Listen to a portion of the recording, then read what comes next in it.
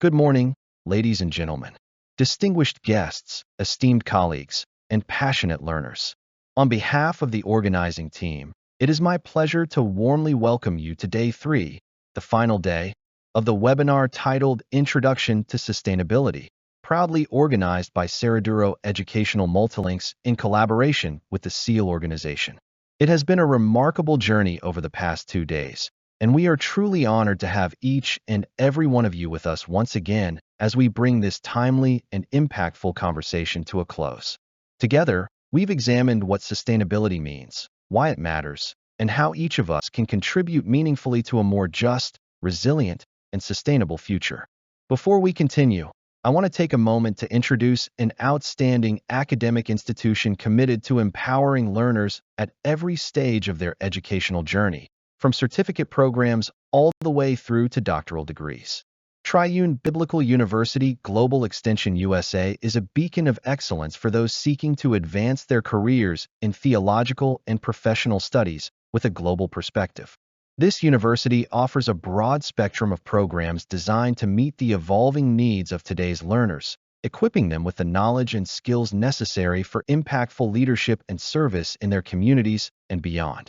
Leading this visionary institution is none other than Professor Adelik Daniel Durgi, DC.Ed., PhD, THD, who serves as the President, Chancellor, and founder of Triune Biblical University Global Extension USA.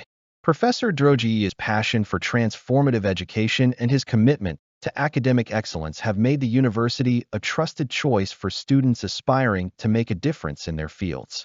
It is through the inspiring leadership of Professor Durgi that both Saraduro Educational Multilinks and Triune Biblical University continue to champion lifelong learning and sustainable development worldwide.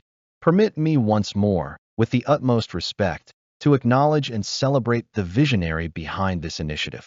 Professor Adelik Daniel Durgi, founder and CEO of Saraduro Educational Multilinks. Professor Durgi, your unwavering dedication to transformative education and sustainable development has been the driving force behind this initiative. We remain deeply grateful for your insight, leadership, and tireless efforts to empower individuals and communities through knowledge and capacity building.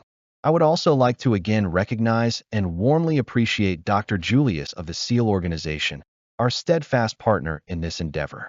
Dr. Julius, thank you for your consistent commitment to practical, actionable sustainability and for playing such a pivotal role in the success of this webinar. As we enter this final day, let us not only reflect on the knowledge we've gained, but also look ahead to the impact we can make. This webinar has never been just about theory.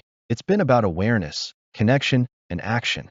Our hope is that each of you walks away from this experience not only informed, but inspired, ready to be a catalyst for change within your sphere of influence. Thank you once again for your presence, your engagement, and your commitment throughout these 3 days. Whether you joined us as a student, an educator, a professional, or an advocate, your participation has enriched this experience for all. Let us make this final day count, bringing our full attention, curiosity, and resolve as we close out this powerful learning journey together. Welcome to Day 3, the final day of the Introduction to Sustainability webinar. Let's finish strong.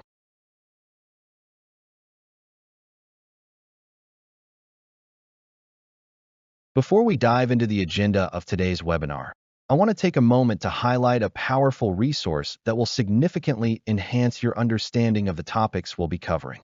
The book is titled Introduction to Sustainability, spanning all forms of life.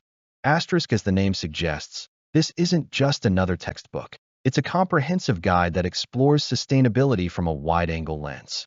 It delves into the environmental, social, economic, and even ethical dimensions of sustainability, connecting the dots between human activity, ecological balance, and long-term global well-being. Everything we'll be discussing today, whether it's climate resilience, sustainable development practices, biodiversity, or circular economies, is unpacked in great detail throughout this book. It's structured in a way that makes complex concepts accessible while still providing the depth needed for serious learning and application. Now, this book is currently priced at $75 on Amazon. But here's the great news. You don't have to spend a dime to start reading it. You can access it for free. Just head over to Amazon using the link we've provided, and you'll be able to begin reading immediately. Whether you're a student, a professional, or simply someone with a growing interest in sustainability, this book is an excellent companion to today's session and far beyond it. It's a resource you'll want to return to time and time again as you continue exploring and applying sustainable principles in your work and daily life. So before we get into the agenda, I highly encourage you to take advantage of this opportunity. Open the link, save it, bookmark it, whatever works best for you, and start immersing yourself in content that truly empowers informed action. Now, let's move forward with today's program. Slide 38. Introduction to Personal Sustainability. Title: Sustainability Starts With You. When we talk about sustainability, we often focus on the big players, governments, corporations, international agreements. And yes, those institutions do have a huge role to play. But there's something we sometimes forget. Sustainability starts with us. With you. With me. With the choices we make every single day. Because while policies and technologies shape the system, it's our daily behaviors, values, and habits that shape demand, drive markets, and influence culture. In a world of nearly 8 billion people, the power of individual action is anything but small. Think about your average day. What you eat, what you wear, how you get around, what you throw away, what you choose to buy or not to buy. These may seem like routine decisions, but collectively, they have a massive impact on energy consumption, carbon emissions, water use, waste generation, supply chain practices, biodiversity loss. Every product has a footprint. Every action leaves a trace. And when multiplied by millions of people, those footprints become powerful forces, for better or worse. That's the essence of personal sustainability. Understanding that our individual lives are deeply interconnected with the environment, society, and economy, and choosing to live in a way that respects, rather than depletes, that connection. Let's take a closer look at how everyday choices matter. What we eat, for example, plays a major role in global sustainability. Diets high in red meat and ultra-processed foods drive deforestation, methane emissions, and water use. A shifting even slightly toward more plant-based meals can significantly lower your environmental footprint. Supporting local and seasonal produce reduces food miles and supports small farmers. Or consider how we travel. Driving less, walking more, biking, or using public transport not only cuts emissions but also improves public health and reduces urban congestion. Flying less frequently, or offsetting carbon emissions when we do fly, helps reduce one of the fastest growing sources of greenhouse gases. Then there's what we buy. Fast fashion may offer cheap clothes, but it often relies on exploitative labor and polluting factories. Choosing quality over quantity, supporting ethical brands, buying secondhand, or simply buying less can all help reduce waste and injustice in supply chains. The same goes for electronics, plastics, and home goods. Conscious consumption means thinking before spending. These are not extreme lifestyle changes. They're small, intentional adjustments that, over time, add up to real impact. But personal sustainability isn't only about consumption. It's also about the habits and mindsets we cultivate. Do we recycle properly? Do we conserve energy and water at home? Do we carry a reusable bottle or bag instead of using disposables? Do we support businesses and leaders who prioritize sustainability? Do we talk about these issues with friends and family? In short, are we living in alignment with the future we want to see? Because sustainability isn't a single decision, it's a series of decisions, repeated every day. And these habits become powerful not only in what they change externally, but in how they change us. They make us more mindful, more connected, more grounded in a sense of purpose. That's why personal sustainability isn't just an environmental issue. It's a lifestyle, a mindset, and a commitment to living responsibly and intentionally. And here's the truth. Your actions inspire others. When you bring a reusable cup to the cafe, someone notices. When you share a tip on reducing waste, someone learns. When you vote for a leader who prioritizes the planet, it counts. When you change your behavior, you give others permission to do the same. This is how culture shifts. It's how movements grow. It's how the ripple effect begins. Small waves that eventually lead to global transformation.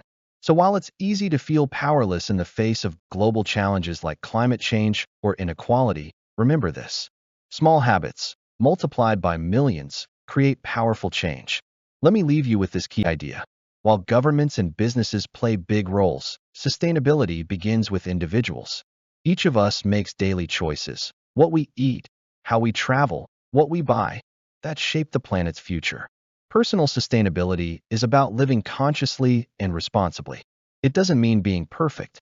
It means being aware.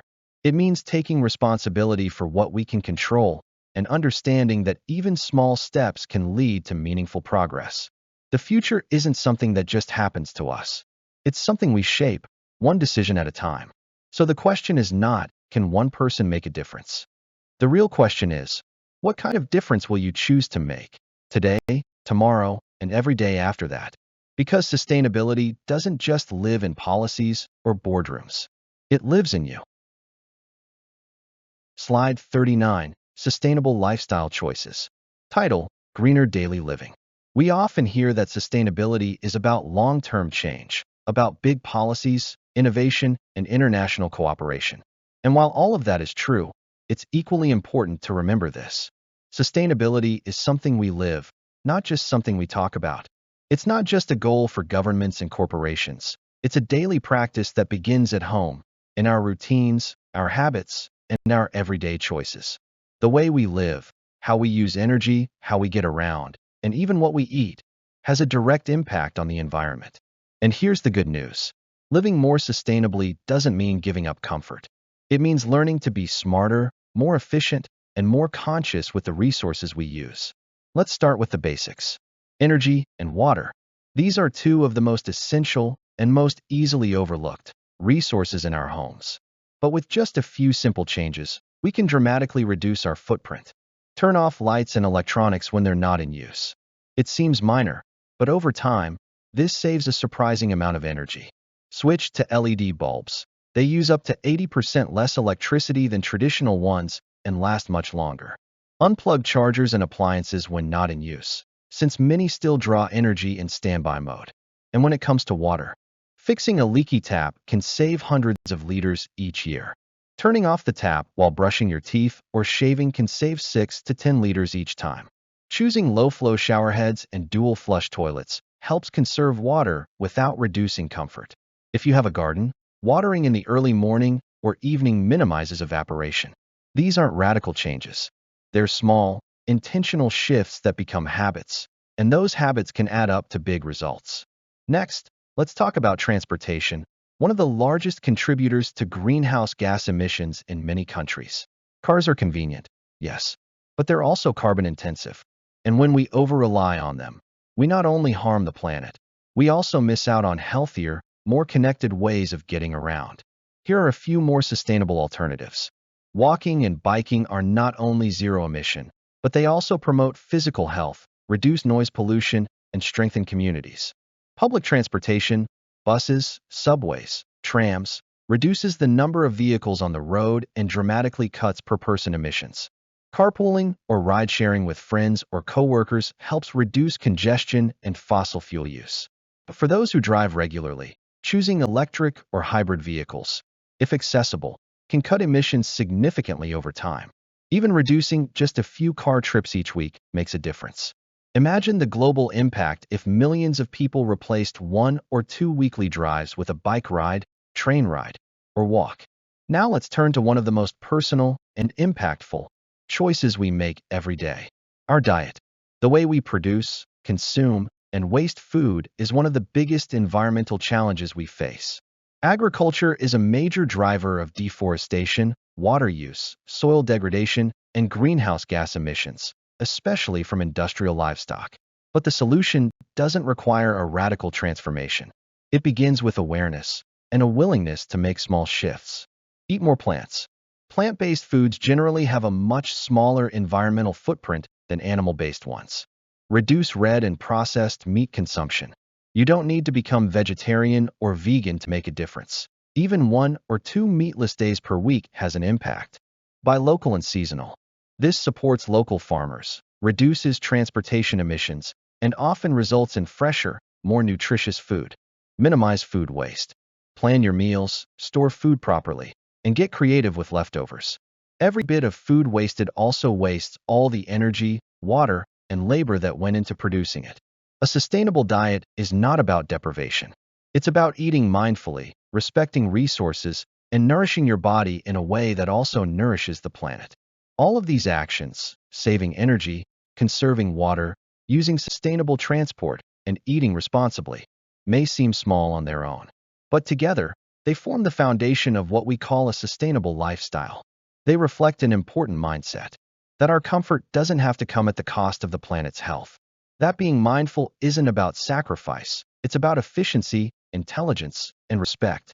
And that sustainability isn't a burden, it's an opportunity to live with purpose. So to sum up, living sustainably doesn't mean sacrificing comfort. It means being smart with resources, turning off unused lights, conserving water, and choosing efficient appliances reduce energy use. Walking, biking, or using public transport lowers emissions. And diet choices, like eating more plants and less processed meat, can significantly cut environmental impact. You don't need to change everything at once, but you can start somewhere. And once you start, you'll likely find that sustainable living doesn't just feel good, it makes sense. Because in the end, it's not just about saving the planet. It's about improving the quality of our lives, our communities, and our shared future. Let's commit to greener daily living, not because we have to, but because we can, and because it's the right thing to do. Slide 40, Mindful Consumption. Title: Buy less, choose well. Let's take a moment to ask a simple question. What does it mean to consume mindfully? In a world where advertising is constant, sales are always happening, and trends change overnight, consumption can easily become unconscious. We buy things we don't need. We throw things away before they've reached the end of their life. We prioritize price over quality, convenience over impact. But every product we purchase comes with a story, a backstory that includes the raw materials that were extracted, the energy that was used to manufacture it, the people who made it, the pollution that was released, and the waste it will eventually become. Mindful consumption is about reconnecting with that story. It's about pausing before we buy and asking better questions. Not just, is it cheap? But, do I need it? Was it made ethically? Is there a better alternative? Because consumption isn't just an economic act. It's a moral one. Let's begin with a clear and growing problem: single-use plastics. We all use them: water bottles, plastic bags, straws, wrappers, packaging. They're convenient, cheap, and everywhere. But here's the reality. Over 380 million tons of plastic are produced every year. Around half of that is designed to be used just once. Most plastics are not recycled. They end up in landfills, incinerators, or our oceans. Plastic pollution is now found in our food, in the air we breathe, and even in our bodies. This isn't just an environmental issue. It's a health issue, a justice issue, and an ethical issue. So what can we do? Bring reusable bags, bottles, and containers. Choose products with minimal or biodegradable packaging. Support businesses that offer plastic-free or zero-waste options. Speak up. Ask your local stores and restaurants to reduce plastic use. It's not about perfection. It's about progress. Every plastic item you refuse makes a difference. Another key part of mindful consumption is choosing ethical brands. We often forget that behind every product, every pair of shoes, every smartphone, every t-shirt, are people. People who work in factories, often in difficult or unsafe conditions. People who may not earn a living wage. People who may be part of a supply chain that includes exploitation or even forced labor. When we choose ethical brands, we support companies that pay fair wages, provide safe working conditions, source materials sustainably, minimize environmental impact, are transparent about their practices. It's true, ethical products sometimes cost more, but often, that extra cost reflects true value, not just to us, but to workers and to the planet. And the more we support these brands, the more affordable and accessible they become. As consumers, we have real power. Our purchases send signals to the market, and when we demand better, companies have to respond. Next, let's talk about the idea of repair, reuse, and recycle, a timeless yet urgent principle in a world flooded with disposable products. We live in what some call a throwaway culture. When something breaks, it's often cheaper or easier to replace it than to fix it. But this culture has a hidden cost. Every item we discard adds to a growing waste crisis. Landfills are overflowing. Electronic waste is piling up. Textiles from fast fashion are choking ecosystems. But we can challenge this mindset by embracing a circular approach to our things. Repair instead of replacing. Learn basic fixes or support local repair shops. Reuse items creatively. Repurpose jars, containers, clothing. Swap or share with others instead of always buying new. Recycle properly, and only when reuse isn't possible. Even more importantly, we can focus on buying fewer things of higher quality, items that last, that can be repaired, and that serve a real purpose in our lives. As designer and sustainability advocate Vivienne Westwood once said, buy less, choose well, make it last. That's the heart of mindful consumption. So let's recap what this really means. Mindful consumption means thinking before buying. Do I really need this? Is it reusable? Who made it? And under what conditions? By avoiding single-use plastics, supporting ethical brands, and repairing instead of discarding, we reduce waste and promote responsible economies. Consumption is a moral choice as much as a personal one. Every purchase we make is a quiet vote for the kind of world we want to live in. A world where we value quality over quantity. A world where we care about the people behind the products. A world where waste is not inevitable, and where sustainability is part of everyday life. So the next time you're about to buy something, pause for just a moment. Ask yourself, is this helping build the future I believe in? Because when we consume with intention, we become not just customers, we become agents of change. Slide 41, Well-being and Balance. Title, Personal Health equals Planet's Health. When we think about sustainability, most of us picture recycling bins, solar panels, or perhaps climate policies. But there's a vital dimension of sustainability that often goes unnoticed, and that's our own well-being. Because sustainability doesn't start out there. It starts within us. To build a sustainable world, we need sustainable people. People who are healthy, present, emotionally balanced, and resilient. That's why personal sustainability is not just about our actions, but also about our state of being. It means asking, are we taking care of our physical and mental health? Are we finding balance in our lives? Are we connecting with what gives us energy, joy, and purpose? Because when we are well, truly well, we're more capable of caring for others and more able to care for the earth. Let's begin with the core idea, physical and mental wellness. Our bodies and minds are our most valuable tools, not just for survival, but for service. When we neglect them, everything else begins to unravel. Our energy, our decision-making, our compassion, our productivity, and yes, even our environmental awareness. Personal sustainability means getting enough sleep so we can think clearly and manage emotions. Moving our bodies, whether through walking, dancing, yoga, or sports, to stay strong and energized. Eating nourishing foods that support health and vitality.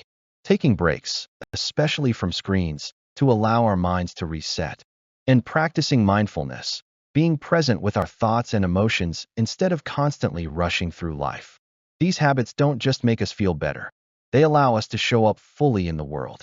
And when we're functioning at our best, we make better choices, not just for ourselves, but for the planet. Because someone who is burned out, overwhelmed, or unwell is less likely to act sustainably. But someone who is grounded, rested, and emotionally balanced is more likely to be kind, conscious, and caring. Now let's talk about something we're often missing in modern life, our connection to nature. In a fast-paced, technology-driven world, many of us have become disconnected from the earth. We live indoors. We spend hours in front of screens. We forget the simple joy of being outside. But nature is not separate from us. It is part of us. Spending time outdoors is not just nice. It's essential to our well-being.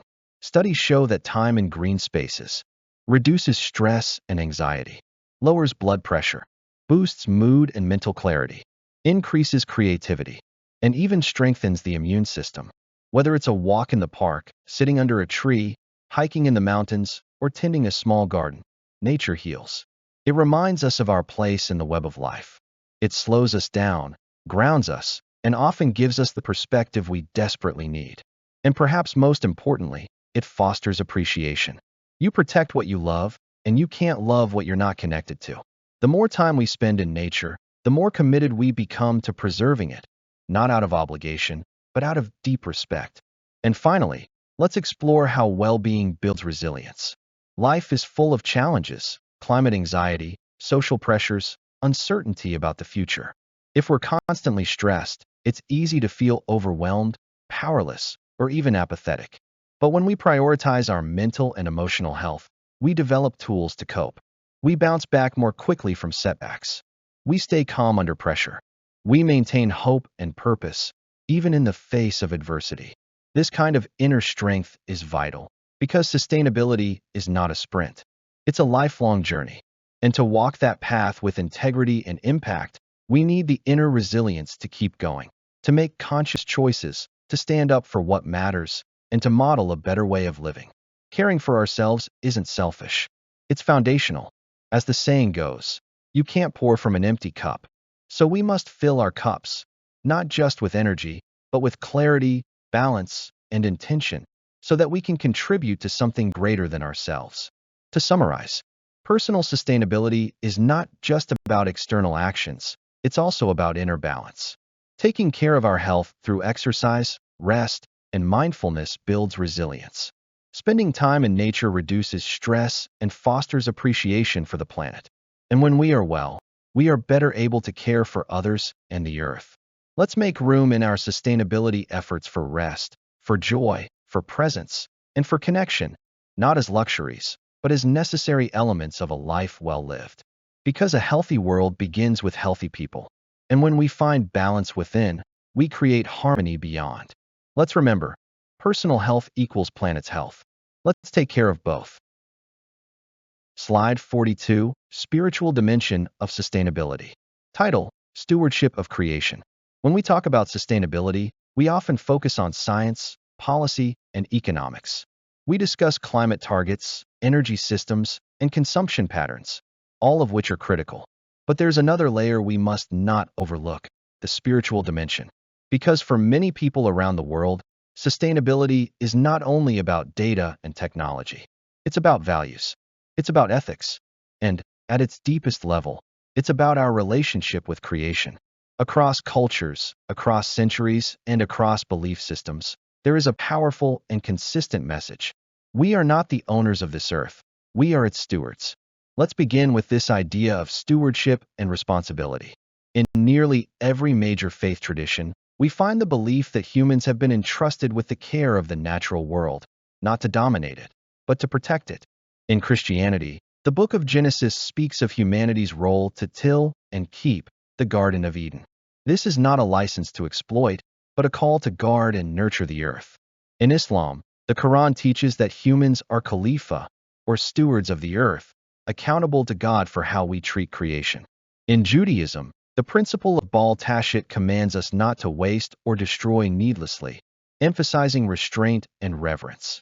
In Hinduism, the divine is present in all life forms, rivers, animals, trees, making respect for nature a spiritual imperative. Buddhism teaches compassion for all living beings and encourages simplicity, mindfulness, and balance with the environment. And in many indigenous traditions, the land is not property, it is a sacred relative. The earth is a living being to whom we owe respect, reciprocity, and care. What these teachings share is a common truth: that nature is not a resource to be owned, but a gift to be honored. This brings us to the second theme, gratitude and respect for nature.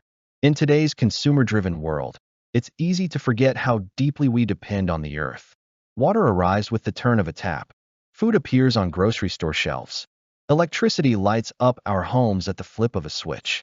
But spiritual traditions remind us to pause and give thanks, to be mindful of the miracle that life itself exists, to see a tree not just as lumber, but as a living organism, to view rivers and oceans not just as resources, but as sacred sources of life, to feel a sense of awe under the stars, and recognize that we are part of something infinitely larger than ourselves.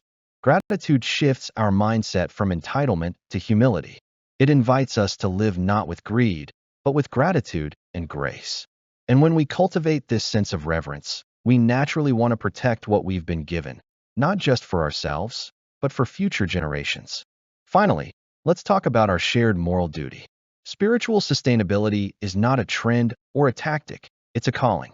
When we see the destruction of forests, the pollution of air and water, or the extinction of species, we are not just witnessing ecological loss. We are witnessing a moral failure. The spiritual dimension of sustainability reminds us that the earth does not belong to any one nation, group, or generation. It belongs to all life. Our choices are not isolated. They have consequences, seen and unseen, local and global. And caring for the planet is not optional. It is a sacred responsibility. This is not just about saving the environment. It's about healing the relationship between humans and the natural world. It's about recognizing that when we harm the earth, we ultimately harm ourselves. And just as important, when we care for the earth, we heal ourselves, physically, emotionally, and spiritually. To summarize, many spiritual and faith traditions emphasize stewardship, the belief that humans are caretakers, not owners, of the earth. From indigenous wisdom to major religions, we find teachings of gratitude, moderation, and responsibility. Spiritual sustainability reminds us that protecting creation is not just practical, it's a moral duty. This perspective gives us strength when science alone isn't enough to move us. It gives us purpose when the challenges feel overwhelming. It grounds our efforts in meaning and connection, reminding us that sustainability is not just about surviving on Earth, but about living in harmony with it. So whether you come from a faith tradition, a cultural heritage, or a personal spiritual path, this message is universal. We are stewards, we are responsible, and we are called not just to consume the Earth's gifts, but to protect and preserve them. Let us answer that call with courage, with compassion, and with the reverence that creation deserves. Slide 43, Spiritual Practices for Sustainability. Title: Living in Harmony with Values. Sustainability is not just about innovation, science, or policy. It is also, deeply and powerfully, about values. And values are shaped not only by education or experience, but by spirituality. Whether religious or not, most people carry within them a sense of what is right and what is wrong. A moral compass, a desire to live with purpose and meaning. That inner compass, shaped by culture, tradition, and faith, often points us toward living in balance, caring for others, and respecting life. This is where spiritual sustainability comes in. It's the practice of aligning our external actions with our inner convictions, living in harmony with our beliefs about compassion, simplicity, responsibility, and reverence for creation. Let's explore 3 ways that spiritual practices support sustainability today. 1. Simplicity and moderation. Many spiritual traditions encourage us to live simply, not out of scarcity, but out of consciousness. In a world where consumerism is promoted as the path to happiness, simplicity offers a radical alternative. That enough is, in fact, enough. Buddhism teaches non-attachment, freedom from craving and excess. Christianity honors humility and stewardship, living with gratitude and restraint. Islam encourages moderation, wasatiyah, avoiding both extravagance and neglect. Hinduism values ahimsa, non-harming, which often extends to simple, intentional living. Indigenous teachings often emphasize balance with nature, taking only what is needed and giving back. These values challenge the modern norm of overconsumption. They remind us that happiness doesn't come from accumulation, but from connection with self, with others, and with the earth. When we live simply, we reduce waste, lower our carbon footprint, and create space for what truly matters. Simplicity is not sacrifice, it's liberation. It's choosing to live with purpose rather than excess. 2. Compassion for all beings. Red heart. A second core value found across spiritual traditions is compassion, not just for other humans, but for all living beings.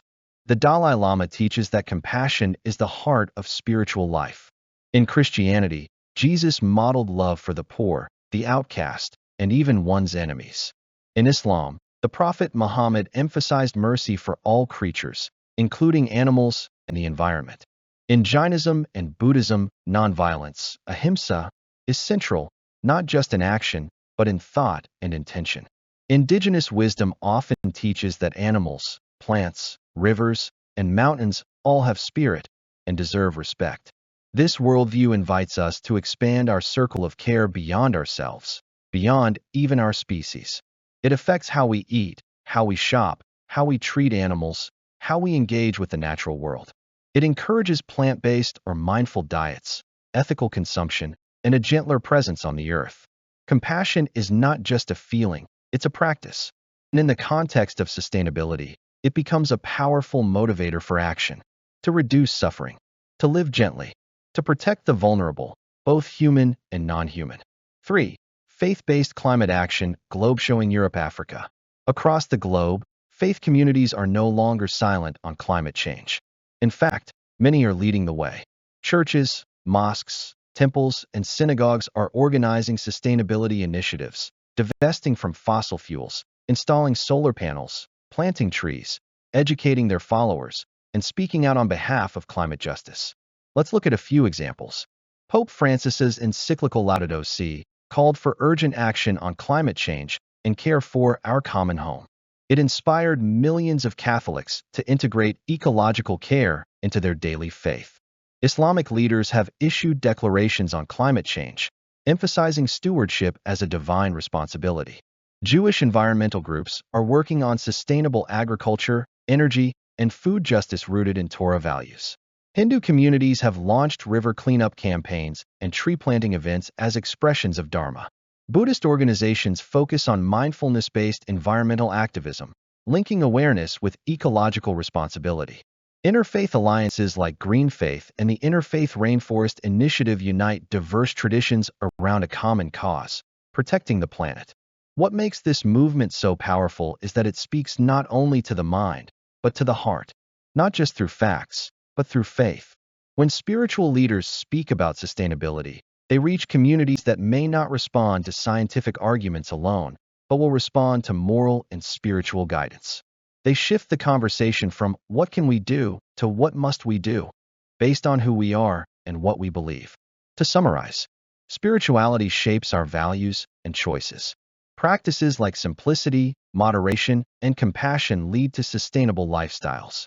Many faith communities now lead climate action, mobilizing millions of followers to protect the environment. Spiritual sustainability connects inner values with outward action.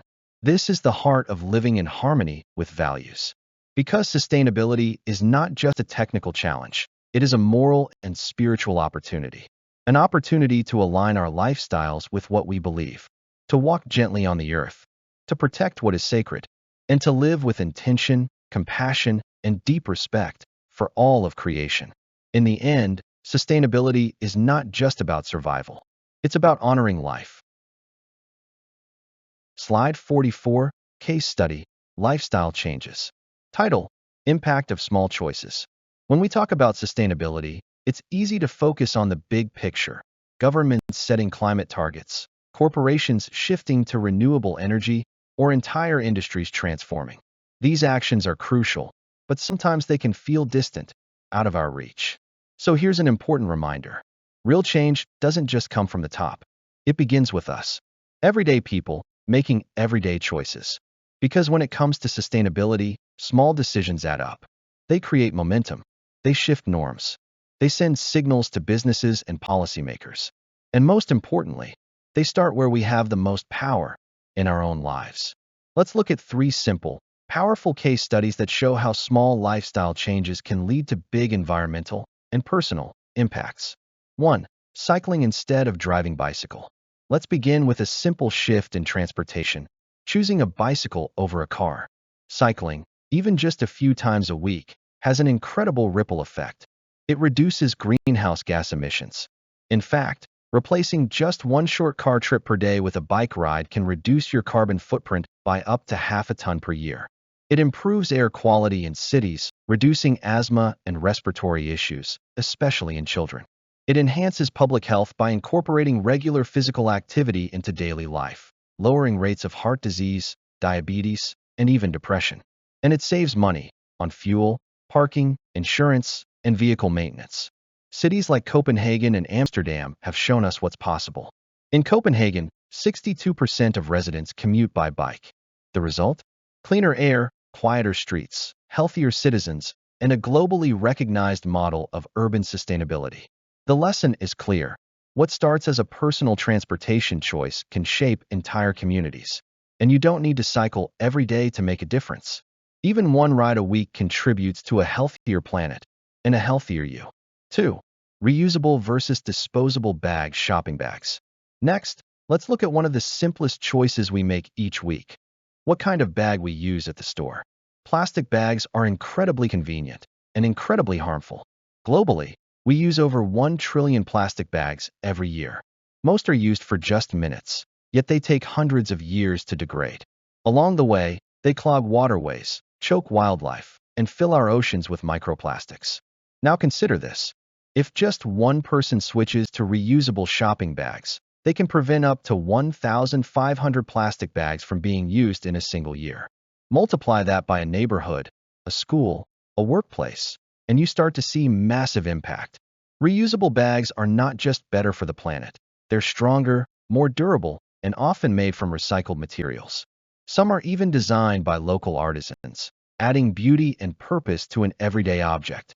Case studies in cities that have implemented plastic bag bans, like San Francisco or Nairobi, show dramatic drops in plastic pollution just from this one small habit change. The point here is simple. The bag you bring to the store matters. A reusable bag is a quiet but powerful act of resistance against waste, against pollution, and against short-term thinking. 3. Plant-based meals, pot of food. Now let's talk about food, specifically, how what we put on our plate affects the planet. The global food system is responsible for a huge share of greenhouse gas emissions, water usage, and deforestation. And while the issues are complex, the solution is surprisingly accessible. Eat more plants. Case studies show that even one plant-based meal per week, like Meatless Mondays, can significantly reduce a household's environmental footprint. Here's how. A plant-based meal uses less water. Producing a single beef burger takes around 1,600 gallons of water, enough for 40 showers. It uses less land and causes fewer emissions. Livestock farming is a leading cause of deforestation, especially in the Amazon. It's often healthier, lowering risks of heart disease and contributing to better overall nutrition. You don't need to go vegan overnight to make a difference. Start with one meal, then another. Share recipes. Try new cuisines. In doing so, you support a system that values environmental health, animal welfare, and long-term sustainability. This shift is already happening.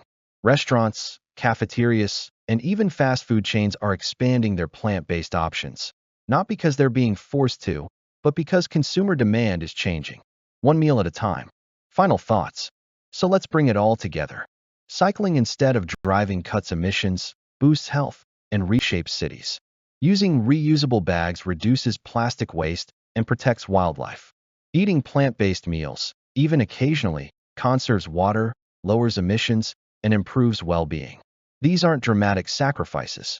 They're small, achievable shifts within reach for many of us. And when adopted consistently and collectively, they create momentum for larger change.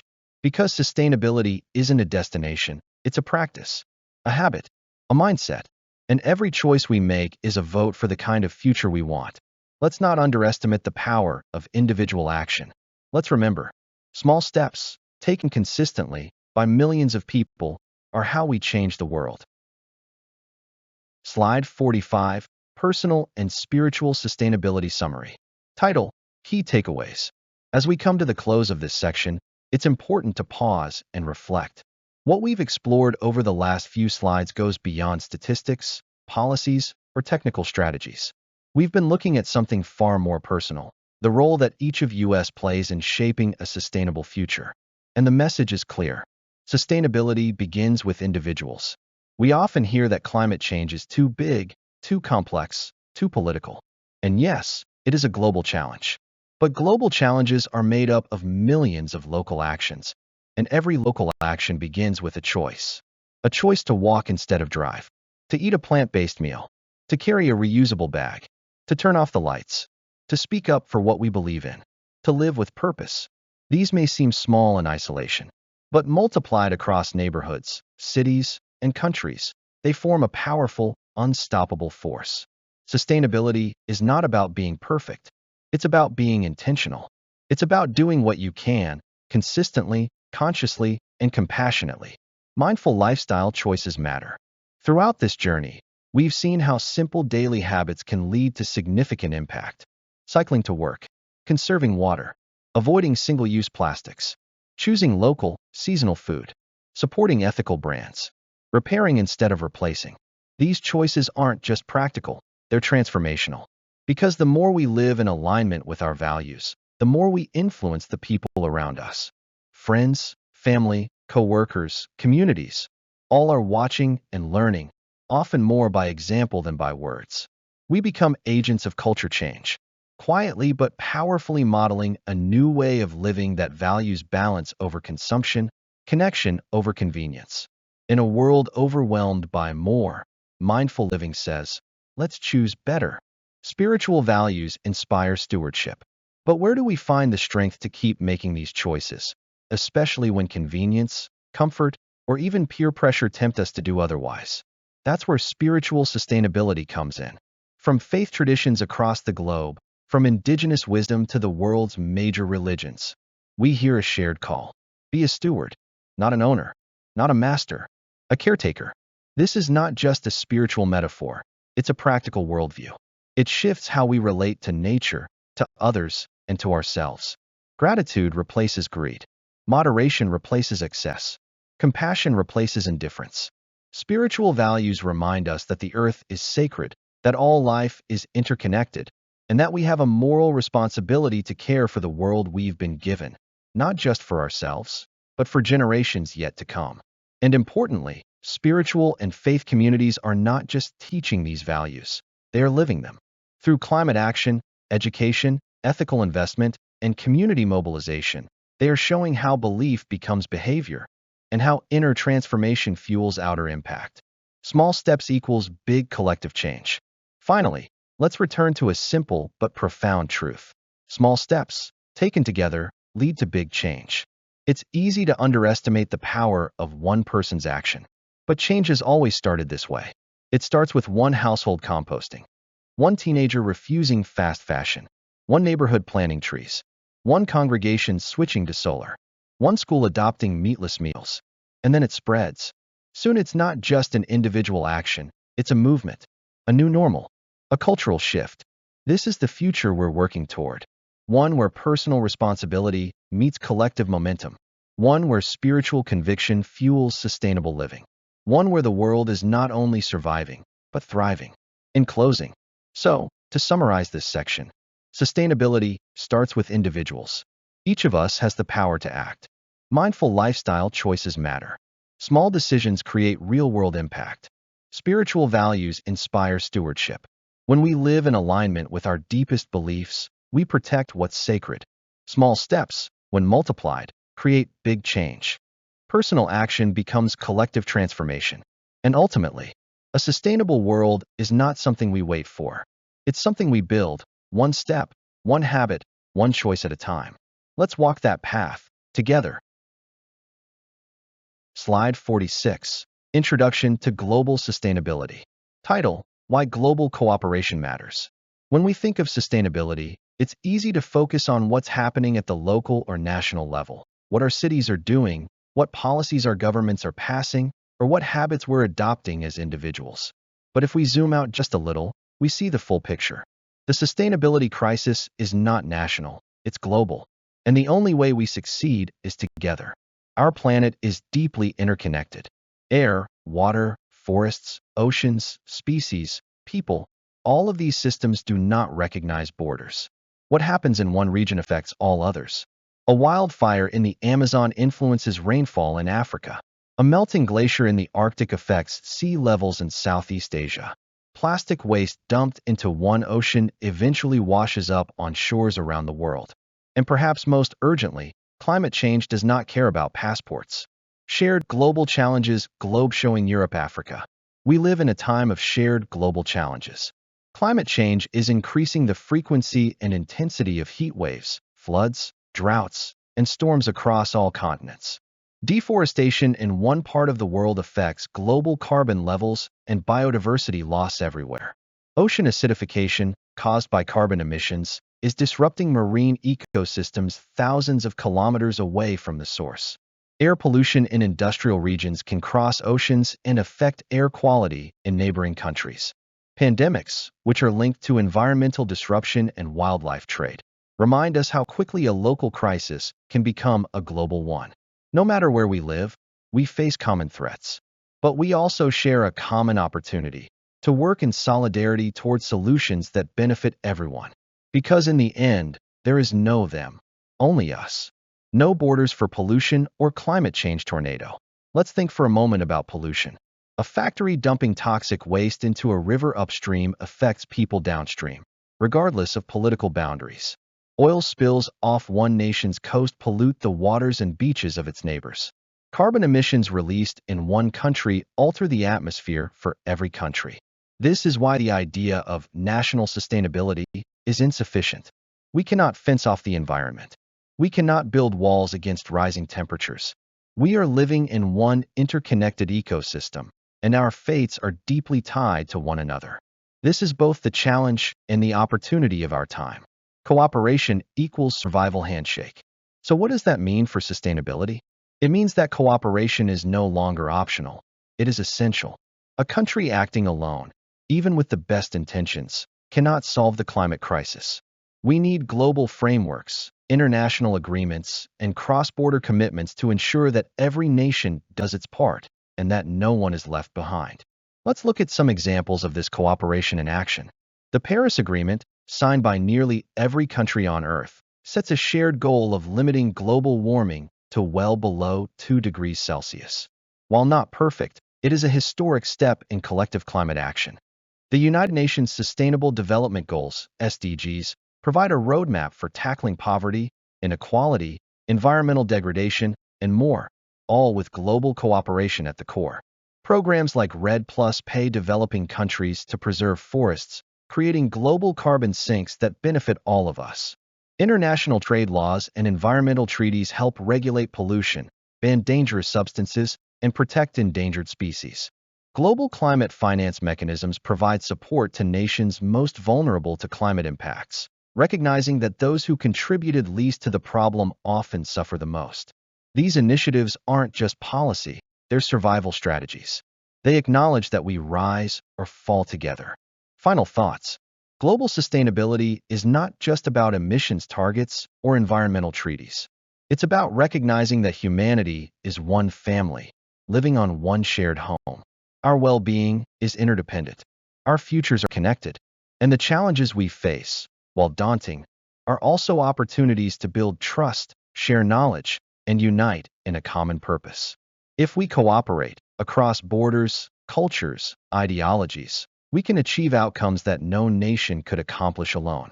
But if we fail to act together, we all lose, regardless of our GDP, our military strength, or our technological advancements. As the saying goes, if you want to go fast, go alone. But if you want to go far, go together.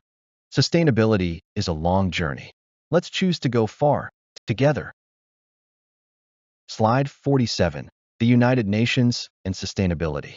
Title: UN's role in driving sustainability. When we talk about sustainability on a global scale, there is one institution that consistently stands at the center of these conversations: the United Nations. In a world of increasing complexity, fragmentation, and division, the UN has played a critical role as a global convener, bringing together nations, organizations, and people to address the greatest challenges of our time. And among those challenges, few are as urgent or as unifying as sustainability. The United Nations doesn't just discuss sustainability, it actively shapes the agenda. It helps to define the goals, coordinate action, track progress, and ensure accountability. It transforms lofty ideals into structured frameworks. And perhaps most importantly, it creates a space where cooperation, not competition, drives decision-making. Let's explore how the UN fulfills this unique and essential role. UN as global convener, globe with meridians. First, the United Nations is the only truly global institution where nearly every country on Earth has a seat at the table. Through its annual meetings, summits, working groups, and special sessions, the UN fosters global dialogue, bringing together not only governments, but also civil society, scientists, indigenous leaders, youth activists, business representatives, and more. Think about the scale of that. In an increasingly polarized world, where political ideologies and economic interests often divide us, the UN stands as a platform for dialogue, a place where shared problems can be discussed and collective solutions can be crafted. Major sustainability-related summits, like the UN Climate Change Conferences, COP meetings, or the UN Biodiversity Conferences, are some of the most consequential global gatherings in existence. These events don't just create headlines. They shape the trajectory of our planet's future. Whether it's addressing the climate crisis, halting biodiversity loss, or eradicating poverty, the UN is the place where global consensus is built and where accountability can be demanded. Policies, frameworks, and monitoring bar chart. The second major role of the UN is to develop concrete frameworks and policies that give sustainability a clear structure. A few of the most impactful examples include the Sustainable Development Goals, SDGs, adopted in 2015. These 17 goals serve as a global blueprint for peace, prosperity, and planetary protection. They cover everything from clean water and climate action to gender equality and quality education. The SDGs are not just aspirational. They are measurable targets for 2030 that guide national and international policy.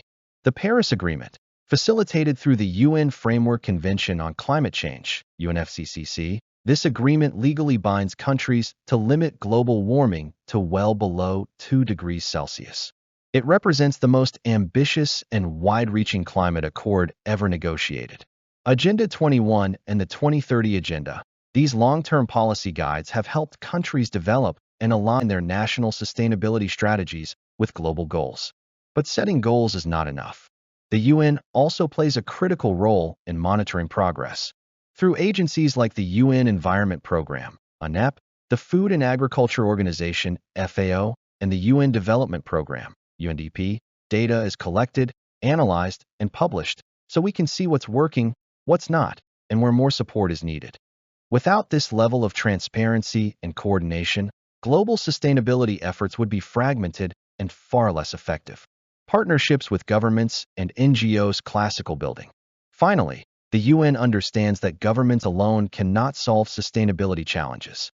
That's why it actively builds partnerships with non-governmental organizations, NGOs, academic institutions, local communities, and the private sector. Programs like UNESCO's education initiatives, which empower teachers and students to lead on sustainability in their own communities. The UN Global Compact, which engages over 15,000 businesses in aligning their operations with human rights, labor, environmental, and anti-corruption principles. UN Habitat, which works directly with cities to promote sustainable urban planning and affordable housing solutions. The Intergovernmental Science Policy Platform on Biodiversity and Ecosystem Services, IPS, which connects scientists with policymakers to ensure that nature is factored into economic decisions. In all of these efforts, the UN acts not just as a policy body, but as a network builder, facilitating the exchange of knowledge, best practices, and resources across borders and sectors. Final thoughts. So what is the role of the United Nations in driving sustainability? It's the convener that brings the world to the same table. It's the architect that builds clear, actionable frameworks and goals. It's the monitor that tracks our progress and keeps us honest. And it's the partner that works with all sectors of society to turn plans into action. No single country, no matter how powerful, can tackle climate change, biodiversity loss, or environmental degradation alone. It takes coordinated global effort. It takes shared values and shared responsibility. And it takes institutions like the United Nations, imperfect, yes, but essential, to make that cooperation possible. Because when the stakes are this high and the problems are this complex, we don't need more walls, we need more bridges. The future of sustainability depends on global unity. And global unity depends on institutions that bring people and nations together. That's the role of the UN. And it's one we must continue to support, strengthen, and hold accountable as we work toward a more sustainable, equitable, and peaceful world. Slide 48. The Brundtland Report, 1987. Title: Defining Sustainable Development. When we talk about sustainability today, whether in classrooms, government meetings, business boardrooms, or on international stages. We often take for granted that we all know what the word means. But that wasn't always the case. In fact, before the late 20th century, environmental issues, economic growth, and social justice were often seen as separate concerns. Policymakers didn't yet have a common language to connect these ideas. There was no unified concept to describe a development model that balanced human progress with environmental care and social equity. That changed in 1987, when a landmark document reshaped global thinking. It was called Our Common Future, more widely known as the Brundtland Report, named after Gro Harlem Brundtland, the former Prime Minister of Norway, who chaired the United Nations Commission that authored it. This report introduced what is now the most widely accepted definition of sustainable development. Development that meets the needs of the present without compromising the ability of future generations to meet their own needs. In just one sentence, the Brundtland Report united ethics, economics, and environmentalism into a single, enduring vision. A turning point for global awareness, globe showing Americas. To understand why the Brundtland Report was so important, we need to go back to the 1980s. The world was grappling with deep economic inequalities, increasing environmental damage, and social unrest in many parts of the globe.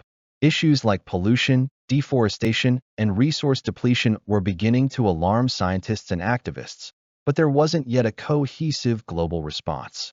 What the Brundtland Commission did was revolutionary. It linked environmental protection directly to development. It argued that you couldn't solve environmental issues in isolation, and you couldn't achieve development without sustainability. In other words, you can't lift people out of poverty by destroying the ecosystems they depend on. You can't grow economies in ways that poison the air, water, and soil.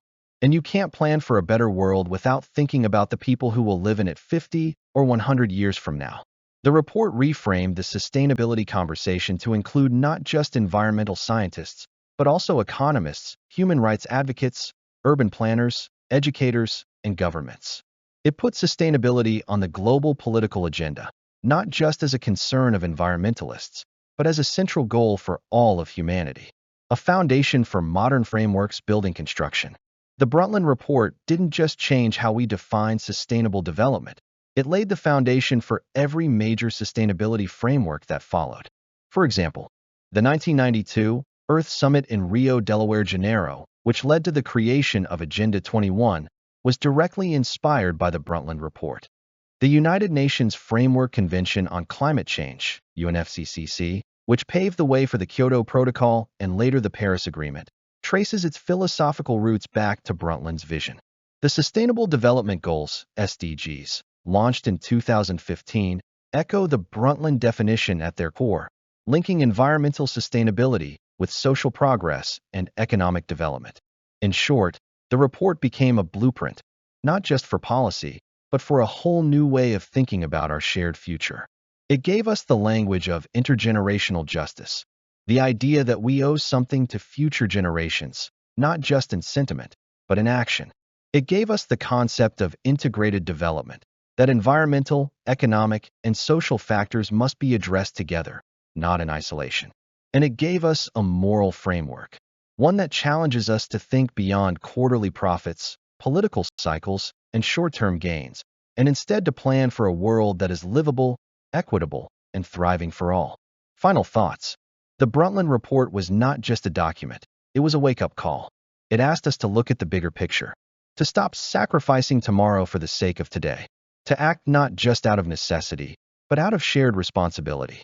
Its legacy endures because its message is as urgent now as it was in 1987, if not more so. We face rising temperatures, worsening inequality, rapid biodiversity loss, and economic systems that still often prioritize growth over justice.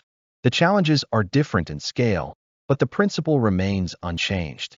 We must meet the needs of today without destroying the possibilities of tomorrow. That's the essence of sustainability. That's the power of vision. And that's the enduring relevance of the Brundtland Report. So the next time we talk about sustainable development, remember where the phrase comes from. Remember that it was born not just out of concern, but out of hope. Hope that a better future is still possible, if we choose to build it, together.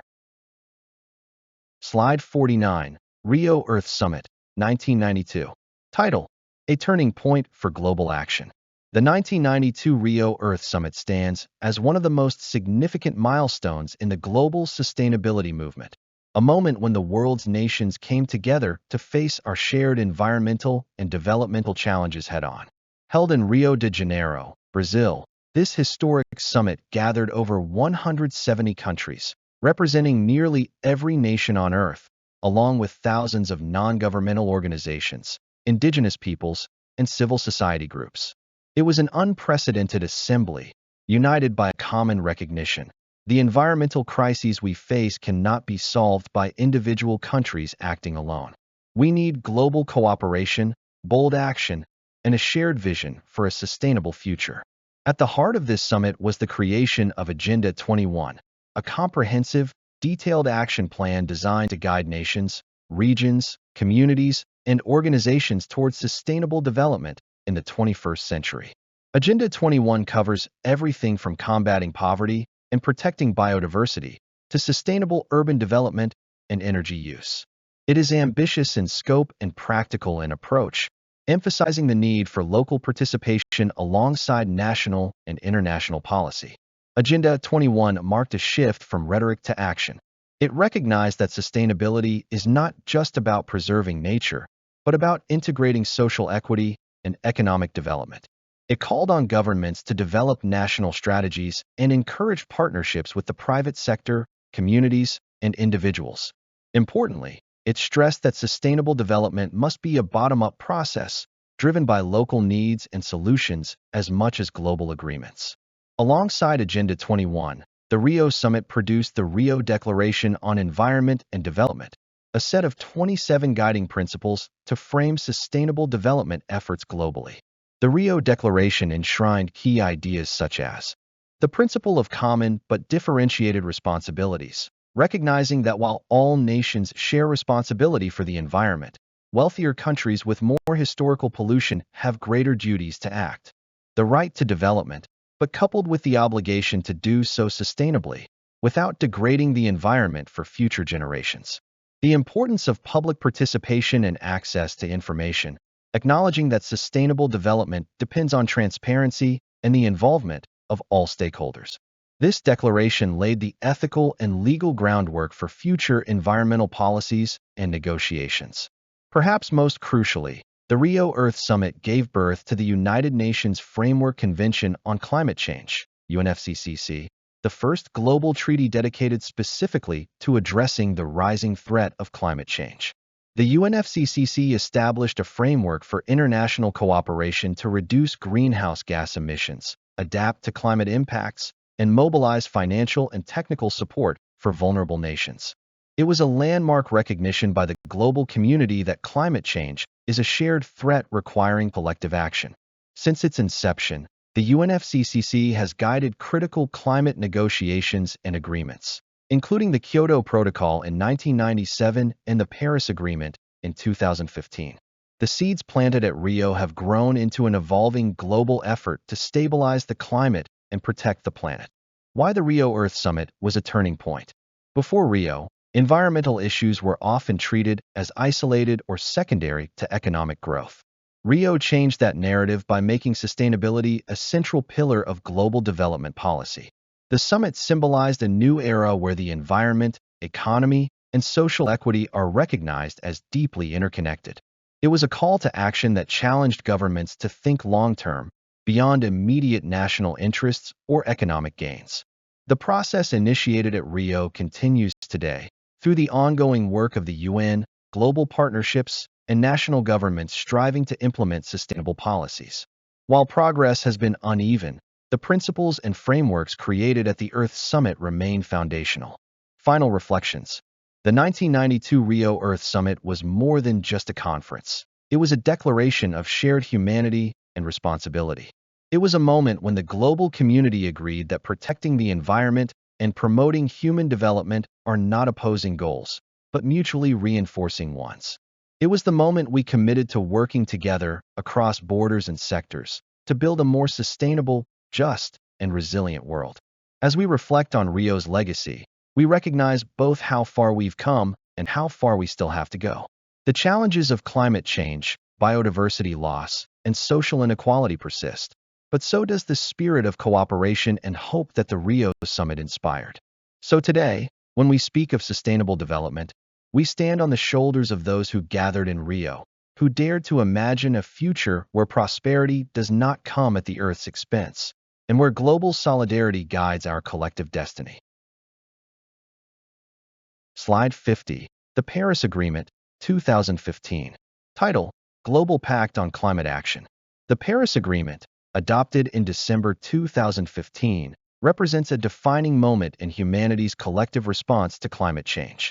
It is one of the most ambitious and widely supported international treaties ever negotiated, marking a new chapter in global climate action. Nearly every country on Earth came together to acknowledge a shared reality. Climate change is an urgent threat demanding urgent and coordinated action. The Paris Agreement is grounded in the commitment to limit global warming to well below 2 degrees Celsius above pre-industrial levels, and to pursue efforts to restrict the temperature increase even further to 1.5 degrees Celsius. This distinction is crucial because scientific research shows that limiting warming to 1.5 degrees significantly reduces the most catastrophic impacts of climate change, including extreme weather events, sea level rise, and biodiversity loss. Net zero emissions by mid-century, a global goal. A central pillar of the Paris Agreement is the shared goal to achieve net zero greenhouse gas emissions by the middle of this century, around 2050. This means that the amount of greenhouse gases emitted by human activities must be balanced by the amount removed from the atmosphere, whether through natural processes like reforestation or technological solutions such as carbon capture. The idea of net zero emissions is transformative. It challenges governments, industries, and societies to rethink how we produce energy, manufacture goods, build infrastructure, and live daily lives. Achieving net zero requires a complete overhaul of energy systems, massive investments in clean technologies, and a shift towards sustainable consumption and production patterns. Nationally determined contributions. Countries take ownership. The Paris Agreement introduced a unique and flexible approach called Nationally Determined Contributions, or NDCs.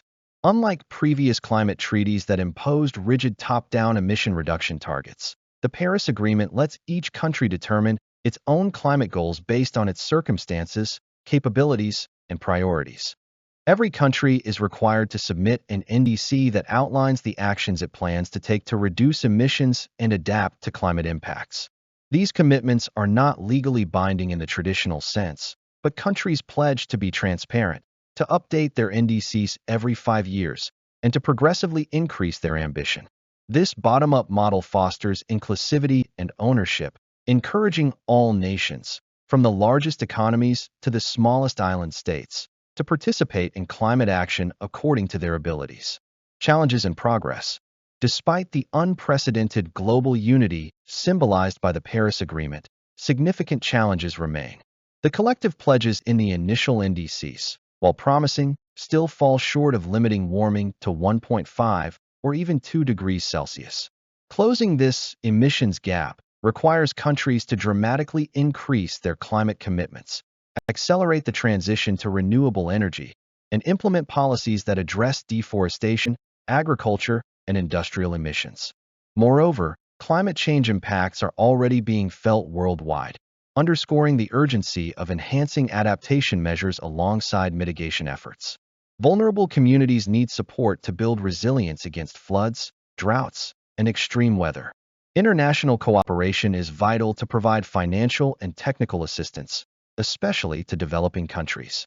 The Paris Agreement recognizes this through commitments to mobilize climate finance and technology transfer. The symbolism of global unity.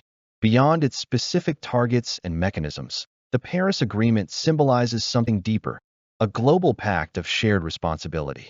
For the first time, the international community committed collectively to confront one of the most complex and pressing challenges of our time. This unity sends a powerful message, not only to governments and businesses, but also to citizens worldwide, that sustainable development and climate action are not optional extras, but essential for our survival and prosperity. It demonstrates that when the world comes together, even daunting problems can be addressed with determination, innovation, and and solidarity. Looking ahead, the road to 2030 and beyond. As we move forward, the Paris Agreement serves as a framework for continuous progress. The 5-year cycles of submitting updated NDCs encourage countries to review and strengthen their climate commitments regularly. This iterative process allows the global community to respond to new scientific insights, technological advancements, and shifting political and economic landscapes. The next decade is critical. Meeting the Paris goals requires mobilizing trillions of dollars in green investments, accelerating the deployment of clean energy, promoting circular economies, and embedding sustainability in every sector. Each of us, whether as policymakers, business leaders, or individuals, has a role to play in supporting the Paris Agreement's vision. Final thoughts. The Paris Agreement is not perfect. It does not have the enforcement mechanisms of a traditional treaty, and some countries have faced challenges in meeting their targets. Yet, its significance lies in the fact that it united nearly every nation under a common purpose for the first time. It represents hope, a hope that through cooperation, innovation, and shared commitment, we can limit climate change, protect ecosystems, and build a sustainable future for all. The Paris Agreement invites us to imagine a world where economic growth no longer comes at the expense of the planet, where communities thrive in harmony with nature, and where future generations inherit a livable Earth. This global pact is a call to action, urgent, inclusive, and enduring. Together, we must rise to this challenge for the health of our planet and the well-being of every human being. Slide 51. The UN Sustainable Development Goals, SDGs. Title: The 17 Goals for 2030. In 2015, the United Nations introduced a visionary and comprehensive blueprint to address the world's most pressing challenges, the Sustainable Development Goals, or SDGs. These 17 interconnected goals represent a global commitment to build a better, fairer, and more sustainable world by the year 2030. The SDGs are ambitious but necessary. They recognize that issues like poverty, inequality, environmental degradation, peace, and justice are all deeply linked. Progress in one area often depends on progress in others. This interconnected nature means the SDGs require a holistic approach, one that balances social, economic, and environmental dimensions of sustainability. A broad and ambitious agenda. The 17 goals cover a wide spectrum of global priorities. They range from the foundational objective of ending poverty in all its forms to achieving zero hunger and ensuring quality education for all. They address gender equality, clean water and sanitation, and affordable, clean energy. They also focus heavily on climate action and the protection of terrestrial and marine ecosystems, recognizing the critical role of the environment in supporting life and human well-being. The SDGs acknowledge that a healthy planet is essential to sustaining prosperity and security for current and future generations. In addition to these, the SDGs promote decent work and economic growth, industry innovation, and sustainable cities and communities, all designed to foster human development while respecting planetary boundaries. Universal and inclusive framework. What makes the SDGs uniquely powerful is their universality. Unlike earlier development agendas focused primarily on poorer nations, the SDGs apply to every country, regardless of income level. Rich nations have their own work to do, especially in reducing consumption, emissions, and inequalities. The goals emphasize inclusivity, leaving no one behind. This principle ensures that marginalized groups, including women, indigenous peoples, persons with disabilities, and the poorest communities, are central to development efforts. The SDGs provide a common language and framework for governments, businesses, civil society, and individuals. They enable alignment of policies, investments, and actions across sectors and borders.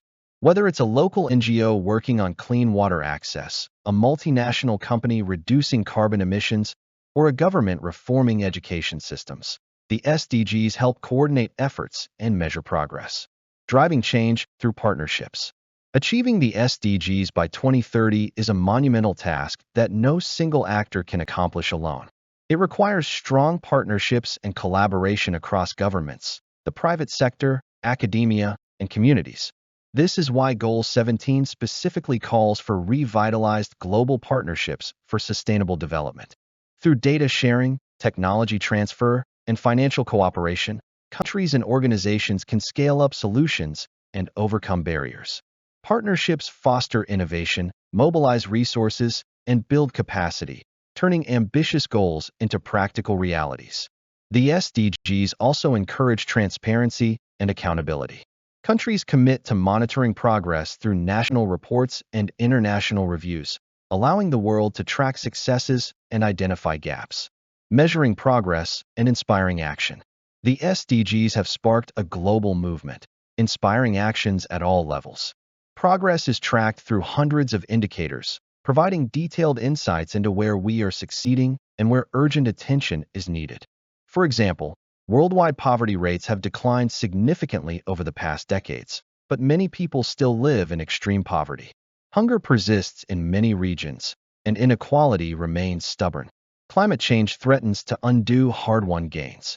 The SDGs remind us that achieving sustainable development is an ongoing journey that demands persistence, innovation, and collective will. The role of individuals and communities. While the SDGs set a global framework, achieving them depends on the actions of millions of individuals and communities around the world. From reducing waste and conserving water to advocating for social justice and supporting clean energy, each of us contributes to this global effort. Education and awareness about the SDGs are growing rapidly, and many organizations now integrate these goals into their strategies and operations. Youth movements, in particular, have energized the sustainability agenda, demanding urgent climate action and social equity. A shared vision for 2030. The Sustainable Development Goals represent more than a set of targets. They are a shared vision for humanity's future. They call on all of us to work together to create a world that is prosperous, equitable, peaceful, and in balance with nature. As we approach the 2030 deadline, the SDGs challenge governments, businesses, and citizens alike to step up, accelerate efforts, and hold each other accountable. The promise of the SDGs is clear. If we unite behind these goals, we can transform the planet, uplift billions of lives, and leave a legacy of hope for generations to come. Slide 52, Global Partnerships and NGOs. Title: Collaboration Beyond Governments. When we talk about sustainability, it's important to recognize that governments, while critical, cannot achieve the massive transformations needed on their own. The challenges we face, from climate change to social inequality, are complex and multifaceted.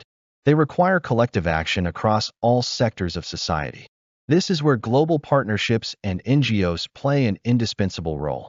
Non-governmental organizations, or NGOs, along with civil society groups, serve as vital drivers of grassroots change.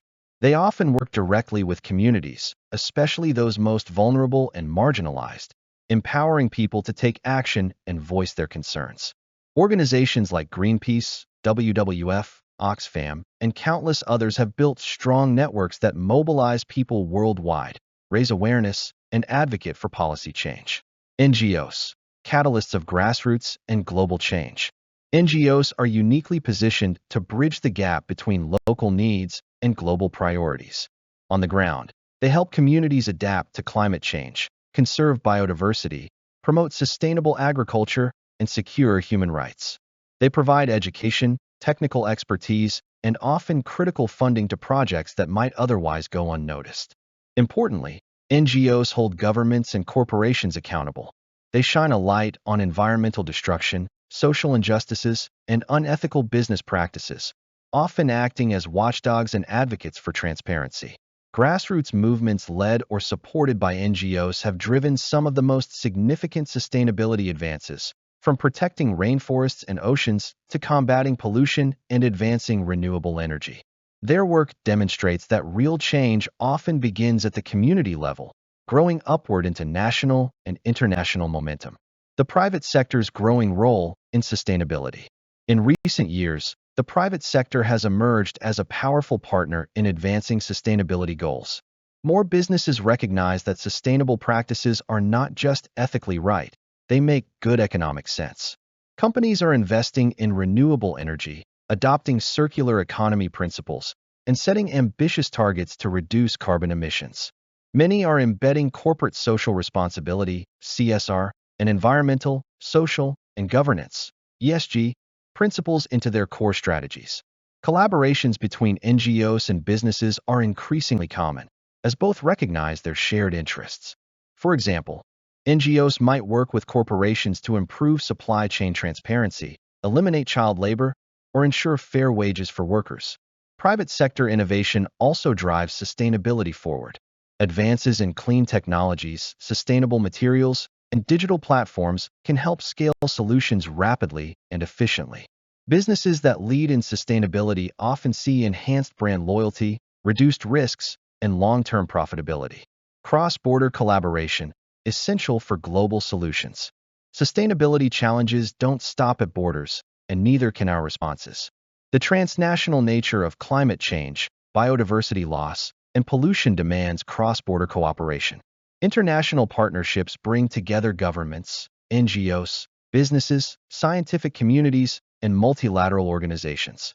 These collaborations pool resources, expertise, and influence to tackle problems that no one country can solve alone. Examples include global climate coalitions, biodiversity networks, and supply chain initiatives aimed at reducing deforestation or protecting ocean health. These partnerships foster knowledge sharing, coordinated policies, and joint investment in sustainable infrastructure. At the same time, collaboration must respect cultural diversity and local knowledge. Successful partnerships balance global priorities with local realities, ensuring solutions are equitable and effective. The power of collective action. What unites NGOs, businesses, and governments in this effort is a shared understanding that partnerships amplify impact. By working together, each sector brings unique strengths to the table. NGOs provide grassroots connections, advocacy, and accountability. Businesses bring capital, innovation, and market influence. Governments create policies, regulations, and funding mechanisms. When aligned, these efforts can transform sectors and societies, moving us closer to the sustainable future envisioned in frameworks like the Sustainable Development Goals. Challenges and the road ahead. Of course, partnerships are not without challenges. Differences in priorities, communication gaps, and mistrust can hinder cooperation. Power imbalances between actors, especially in global North-South relationships, require sensitive and inclusive approaches. Transparency and mutual respect are critical. Clear goals, shared values, and strong leadership help partnerships overcome obstacles. Building robust, flexible, and inclusive partnerships is essential to respond to emerging crises, adapt to changing circumstances, and sustain momentum over time. Collaboration as a cornerstone of sustainability. In closing, the scale and complexity of sustainability challenges make it clear no one can go it alone. Governments set the stage, but NGOs activate communities and hold actors accountable. The private sector drives innovation and resources, while cross-border collaborations enable shared solutions. Sustainability is truly a collective endeavor, and the partnerships that span sectors, borders, and cultures are among our strongest tools. Together, through collaboration beyond governments, we can create lasting positive change for people and the planet. Slide 53, Summary, Global Frameworks. Title, Key Milestones and Lessons. As we reflect on the journey toward global sustainability, it's important to recognize the key milestones and lessons that have shaped this path. These global frameworks are more than just documents or agreements. They are the foundation upon which collective action, policy, and progress are built. They represent the world's evolving understanding of sustainability and our shared commitment to safeguard the planet for present and future generations. The Brundtland Report, Defining Sustainability. Our journey begins in 1987 with the Brundtland Report, formally titled Our Common Future. This landmark report gave us the world's most widely accepted definition of sustainable development, meeting the needs of the present without compromising the ability of future generations to meet their own needs. This definition was revolutionary because it framed sustainability as an intergenerational responsibility. It challenged us to think beyond immediate gains and to consider the long-term impacts of our actions. The Brundtland Report also raised global awareness by highlighting how environmental, social, and economic challenges are interconnected. This report set the tone for all future sustainability efforts. It laid the groundwork for the integrated approaches we see today, emphasizing that we cannot separate environmental health from human well-being and economic prosperity. The Rio Earth Summit, first global action plan. Fast forward to 1992, when the world gathered in Rio de Janeiro for the Earth Summit, often called the largest environmental conference in history. Over 170 countries came together in recognition that sustainability required urgent global cooperation. The summit produced Agenda 21, a comprehensive action plan guiding governments, communities, and organizations towards sustainable development in the 21st century. It also resulted in the Rio Declaration, a set of principles affirming that environmental protection and development should go hand in hand. Importantly, Rio was the birthplace of the United Nations Framework Convention on Climate Change, UNFCCC, the first major international treaty focused on tackling global warming.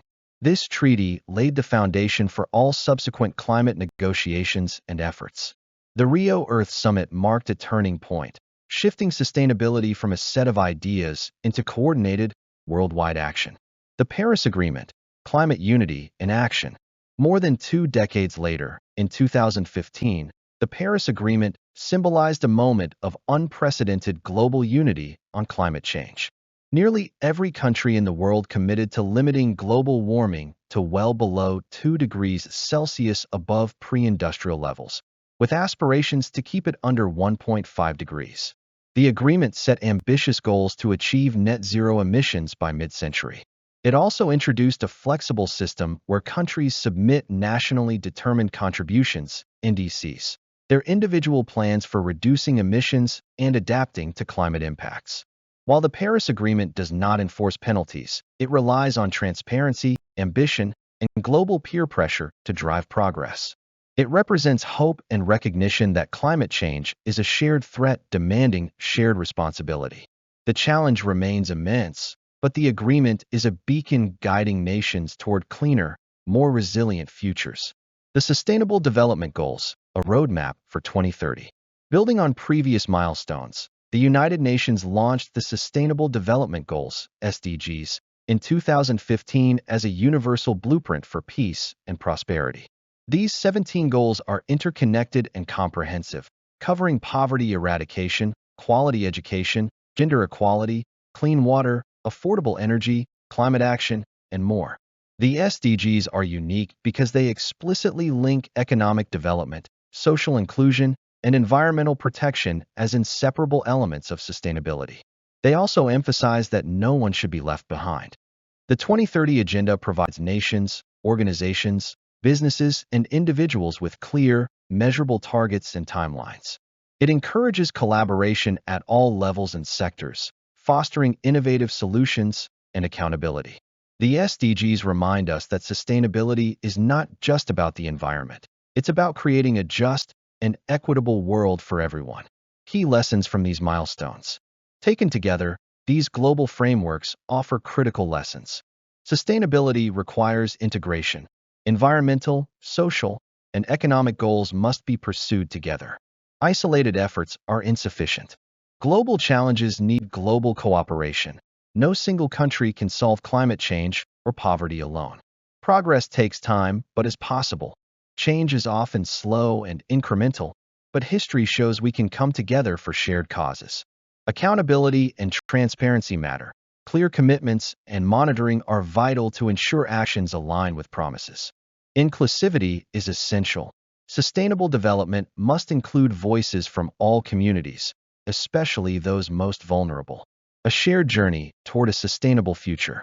In closing, these milestones, the Brundtland Report, the Rio Earth Summit, the Paris Agreement, and the SDGs, are pillars of the global sustainability movement. They remind us that sustainability is a collective journey requiring vision, courage, and collaboration. As individuals, communities, nations, and global citizens, we are part of this ongoing story. Each framework builds on the last, guiding us toward a future where people and the planet thrive together. The road ahead will have challenges, but the progress so far gives us hope. It shows that when humanity unites behind a common purpose, real and lasting change is possible.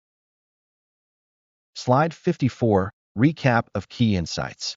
Title: What we've learned today. Sustainability is multidimensional globe showing Europe, Africa. Today, one of the most important realizations we've come to is this: sustainability is not one thing, it is many things. It's not confined to environmental concerns or conservation efforts. It spans across sectors, disciplines, and aspects of our daily lives. Sustainability is, by nature, multidimensional.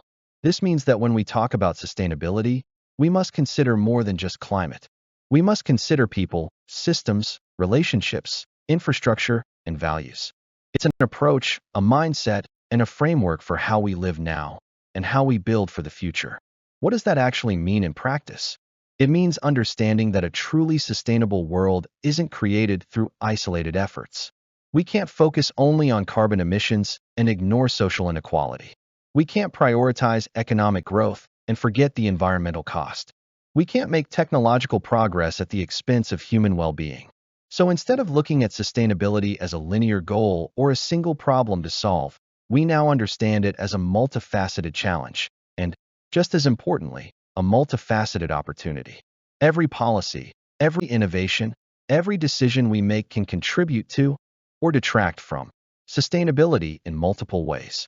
This holistic understanding is our starting point.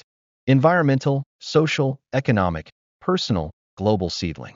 Now let's revisit the 5 core dimensions we explored today: environmental, social, economic, personal, and global. Each of these plays a critical role in the sustainability puzzle. Each offers its own lens and its own lessons. Environmental sustainability is often the face of the sustainability conversation. It focuses on our ecosystems, our resources, and our relationship with the planet itself. It challenges us to consider how we manage land, water, energy, and biodiversity. And it reminds us that the Earth is not an infinite source of materials or a bottomless waste bin. From climate change to ocean acidification, from air pollution to deforestation, we explored the urgent environmental challenges we face and the many innovative ways we can begin to address them. Solutions like clean energy, sustainable agriculture, conservation technologies, and rewilding initiatives are not just green ideas. They are investments in our collective future. But sustainability doesn't stop at the tree line. Social sustainability takes us deeper into the human dimension. It raises critical questions. Are communities safe and inclusive? Do people have access to education, healthcare, and opportunity? Are our systems fair, or do they reinforce inequality? We discussed how a society that fails to care for its most vulnerable is not sustainable. True sustainability means making sure no one is left behind. It means tackling systemic inequities, whether based on race, gender, class, or geography, and creating systems where all people can thrive. Economic sustainability, meanwhile, asked us to reconsider what prosperity really means. It's not just about growing GDP. It's about creating economic systems that are regenerative, equitable, and resilient. We examined how businesses and economies must shift away from extraction and exploitation toward models that promote long-term value creation, models that reward sustainable practices, models that align profits with purpose. It also means investing in people, creating jobs that are dignified, future-focused, and rooted in community benefit. And then there's personal sustainability, a concept that is easy to overlook, but deeply important. We learned that sustainability begins with how we live, what we prioritize, and how we care for ourselves and those around us. Burnout is not sustainable. Overconsumption is not sustainable. Living disconnected from nature, community, or purpose, none of that is sustainable either. Our personal well-being, physical, mental, emotional, shapes our ability to engage with the world and contribute to positive change. The more aligned we are with sustainable values in our own lives, the more impact we can have. Finally, global sustainability took our conversation to the highest level. It showed us that sustainability is not something any single person, city, or country can solve alone.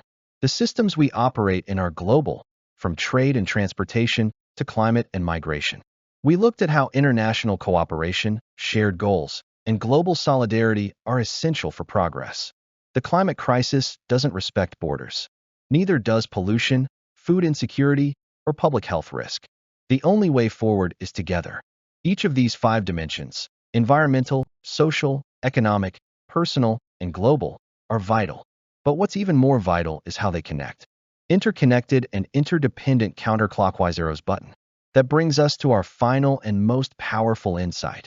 All these dimensions are interconnected and interdependent. This isn't just a talking point. It's a systems truth. And it has deep implications for how we think, plan, and act. For example, investing in clean energy doesn't just reduce emissions. It creates jobs, improves air quality, and enhances energy security. Promoting education, especially for girls and marginalized communities, improves public health, reduces poverty, and leads to lower population pressure on the planet. Designing walkable cities reduces emissions and promotes public health, mental well-being, and social cohesion. Nothing in sustainability happens in isolation. Progress in one area supports progress in another. Likewise, ignoring one dimension often undermines others. If we improve economic indicators but destroy ecosystems, the economy will eventually falter. If we achieve environmental goals but ignore inequality, unrest and discontent will grow. If we focus on personal fulfillment without caring for the planet, that fulfillment will be short-lived. The most effective sustainability strategies are integrated. They break down silos.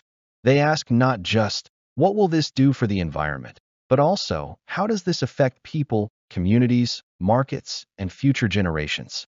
Understanding this web of interdependence is a game changer. It allows us to design smarter policies, build stronger partnerships, and innovate with purpose and compassion. What we've learned today is powerful, not just because it gives us insight, but because it gives us tools. We've explored the depth and breadth of sustainability. We've seen how it extends beyond recycling bins and solar panels into every part of society, from how we build infrastructure, to how we raise our children, to how we vote, shop, and work. But the most important takeaway is this. Sustainability is not a niche. It's not a trend.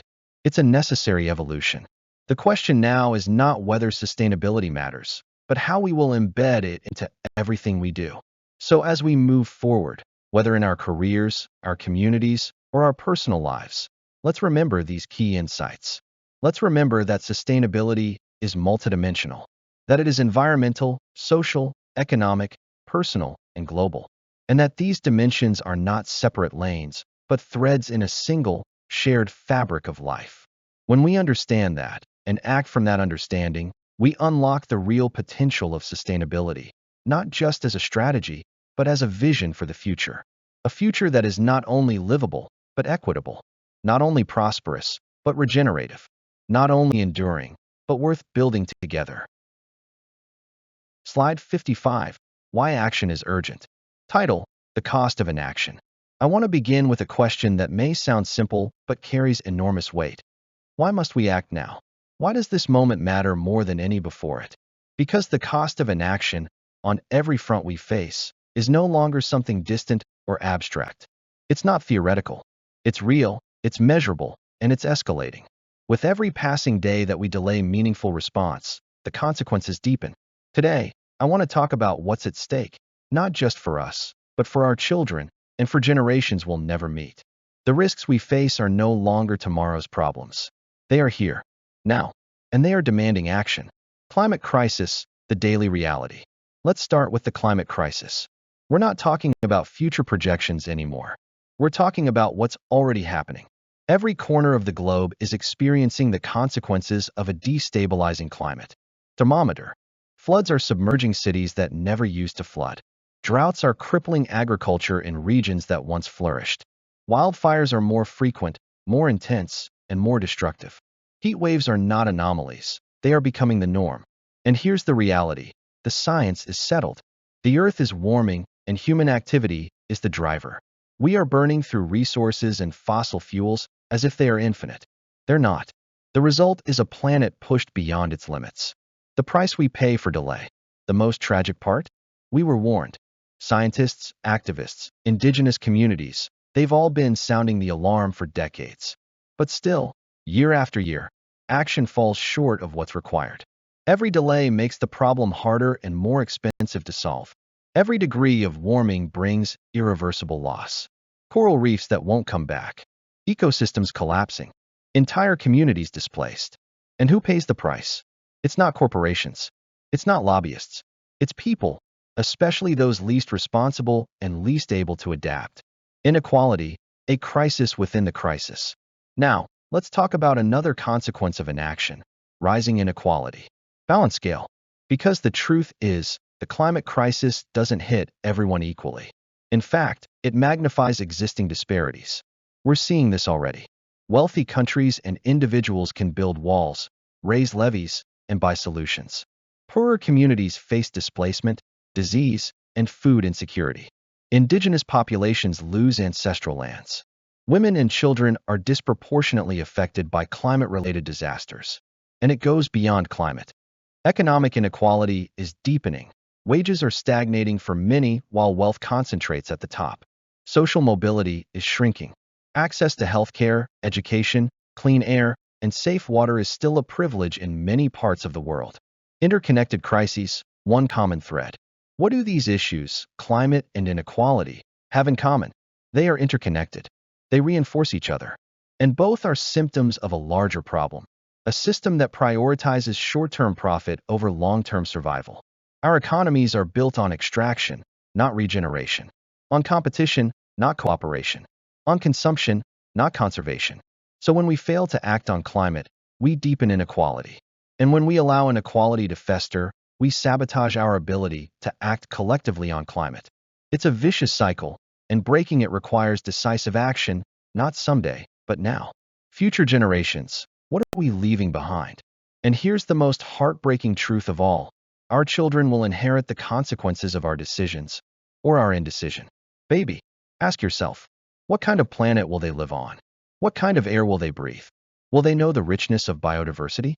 The balance of seasons? The stability we took for granted? We are the first generation to fully understand the damage we are causing, and likely the last with the power to stop it. That's a moral responsibility we cannot ignore. Imagine explaining to a child in 20 years that we knew what was happening. We had the tools to act, and we chose not to.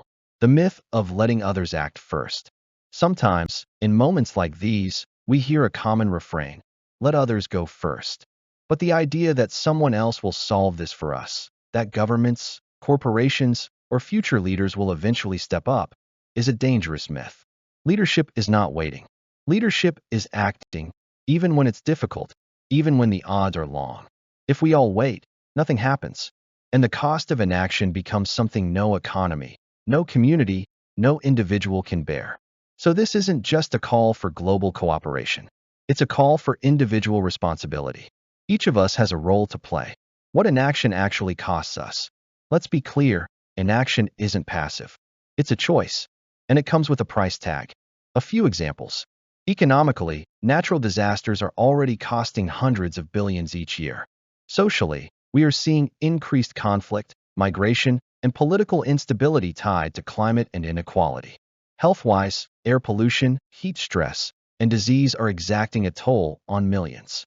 The longer we wait, the more we pay, not just in money, but in lives, livelihoods, and opportunities lost. A turning point, or a point of no return. We are standing at a crossroads. On one side is the path of inaction, easier in the short term, but devastating in the long run. On the other is a harder road, but one that leads to justice, sustainability, and hope. Every degree of warming prevented, every policy shifted, every mindset changed, it all matters. Yes, the work ahead is immense.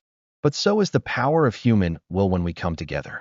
We have the innovation, the knowledge, the resources. What we need now is the courage. So I'll end where I began. Why must we act now? Because the cost of inaction is already too high. Because the window for meaningful change is closing. Because we owe it to our children, to each other, and to the planet we share. The time to wait is over. The time to act is now. Let's not look back one day and wonder what might have been. Let's look forward and know that we were the generation that chose to act when it mattered most. Slide 56. Your role in sustainability. Title: Every step counts. After everything we've discussed about the urgency of the climate crisis and the cost of inaction, you might be asking yourself, But what can I really do? It's a fair question. When global problems feel massive and overwhelming, it's easy to feel small in comparison.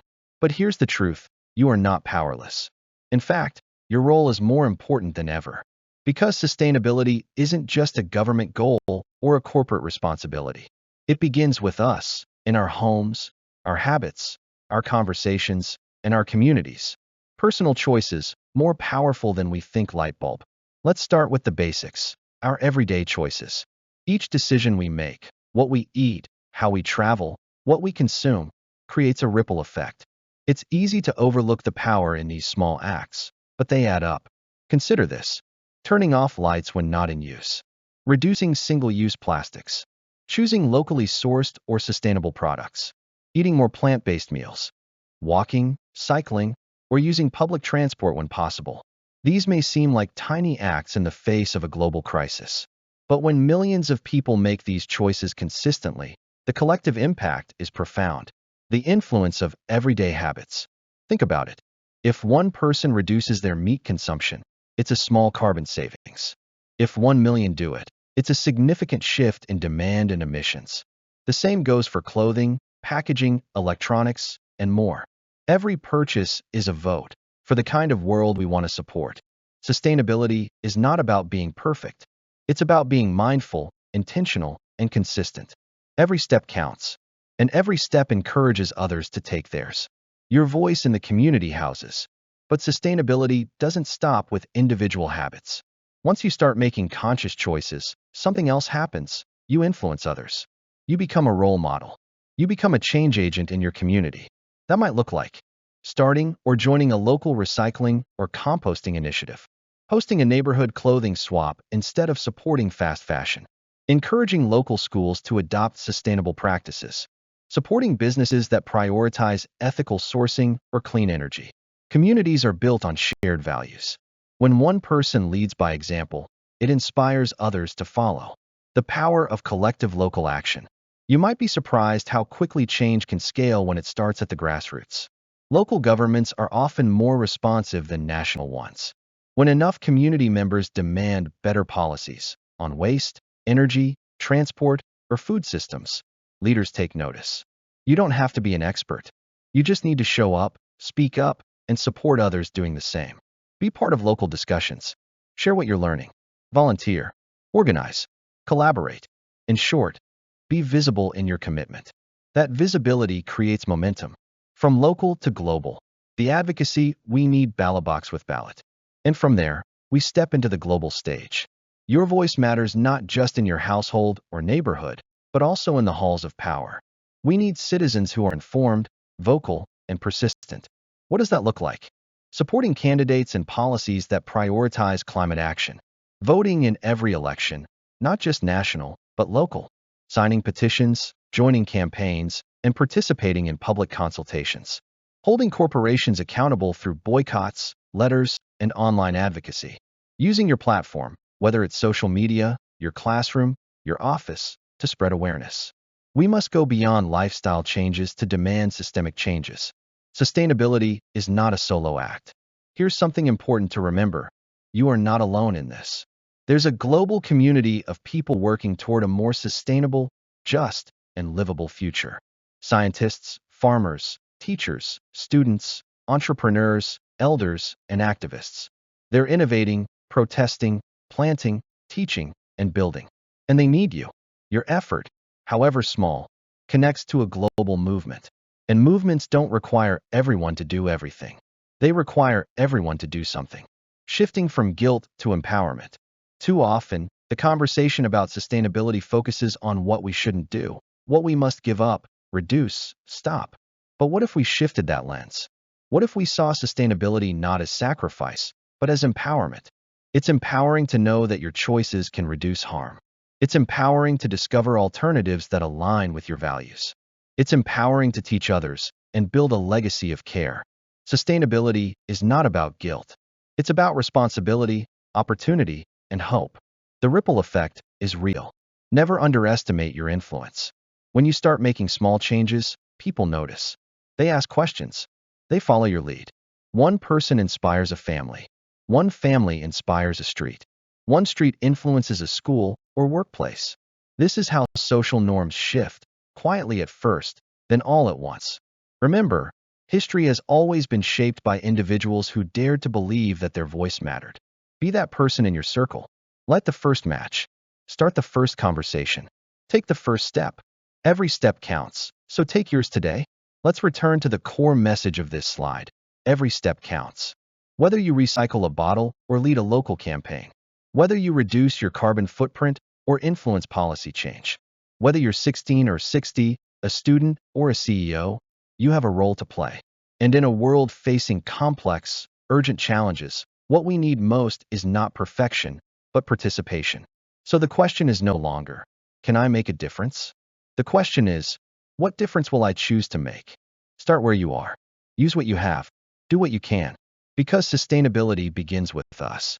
And with every small, committed action, we move closer to a better future for all. Slide 57, Call to Action. Title: Together, we can create a sustainable future. Stepping into the moment. As we near the end of this journey together, I want to offer you a challenge. It's simple in words, but powerful in meaning. Think globally. Act locally. Globe showing Americas. This phrase is more than a slogan. It's a mindset, a way of aligning our personal efforts with a global vision. It means recognizing that, while we might be one person in one community, we are also part of something much larger, a global ecosystem, a shared humanity, a planet in urgent need of care. And our local actions? They matter, because that's where all change begins. Why global thinking matters. Let's start with the first part. Think globally. We live in an interconnected world. What happens in one corner of the planet doesn't stay there. Pollution from one country travels across oceans. Deforestation affects weather patterns around the globe.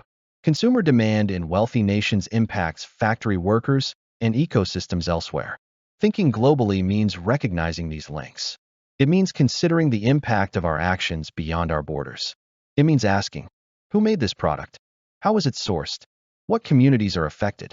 It's about widening our lens and expanding our sense of responsibility. Acting locally, where we have the most power. Now for the second part, act locally. This is where your influence is strongest. You know your home, your street, your workplace. You know what needs to change and how to start. Local action is powerful because it's tangible, relational, and immediate. Organizing a community cleanup, petitioning your city to install bike lanes, starting a sustainability club in your school or office, partnering with local farmers, artisans, or businesses. These actions may seem small, but they are the roots of global transformation. The commitment we need today memo. So what does it look like to commit to sustainable practices? It means making sustainability not just an idea, but a daily habit, a thread woven into the way you live, work, eat, shop, and travel. Some commitments could be reducing food waste in your home, switching to renewable energy providers, using your purchasing power to support ethical brands, cutting back on fast fashion, and embracing circular economy practices. It's not about overhauling your life overnight. It's about taking consistent steps and choosing progress over perfection, turning commitment into culture. When you commit to sustainable practices and stay committed, you do more than help the planet. You shift culture. You normalize new behaviors. When others see you bringing your own bag, they think twice about plastic. When you install solar panels, neighbors get curious. When you advocate at work for paperless processes, others follow suit.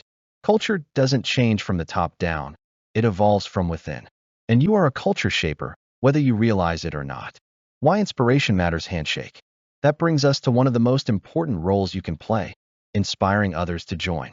Movements don't grow because of big headlines or celebrity speeches. They grow because ordinary people take action and others see it. They grow through conversations at dinner tables, posts shared online, actions repeated, imitated, and multiplied. Inspiration is contagious. When people see that you care and that you're willing to act, they begin to believe they can, too. The power of community and momentum. No one creates a sustainable future alone. Progress happens together when individuals come together in solidarity, in action, and in purpose. When someone organizes, another donates. When someone educates, another amplifies. When someone leads, others follow, and eventually lead themselves.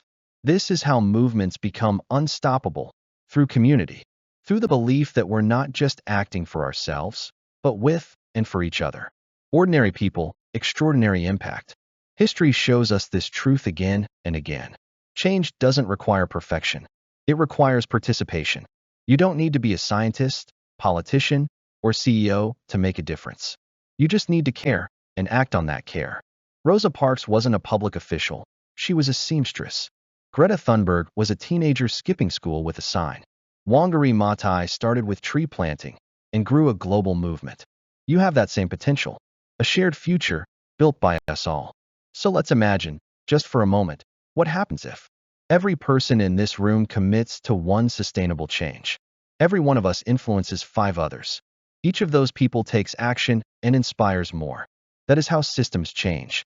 That is how the future is shaped, not by a few big heroes, but by millions of small, courageous acts. And that is the future we are here to create. One where sustainability is not a side effort, but the foundation of how we live, work, and relate to each other and the earth. Final call. Let's build that future together. So I leave you with this. Let's think globally, but act locally. Globe showing Americas. Let's commit to sustainable practices every day. Memo. And let's inspire others, because we are stronger together.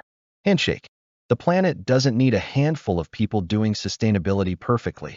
It needs millions doing it imperfectly, but consistently. The future is not written yet, and that gives us the greatest power of all, the power to shape it. Let's build a future we can be proud of.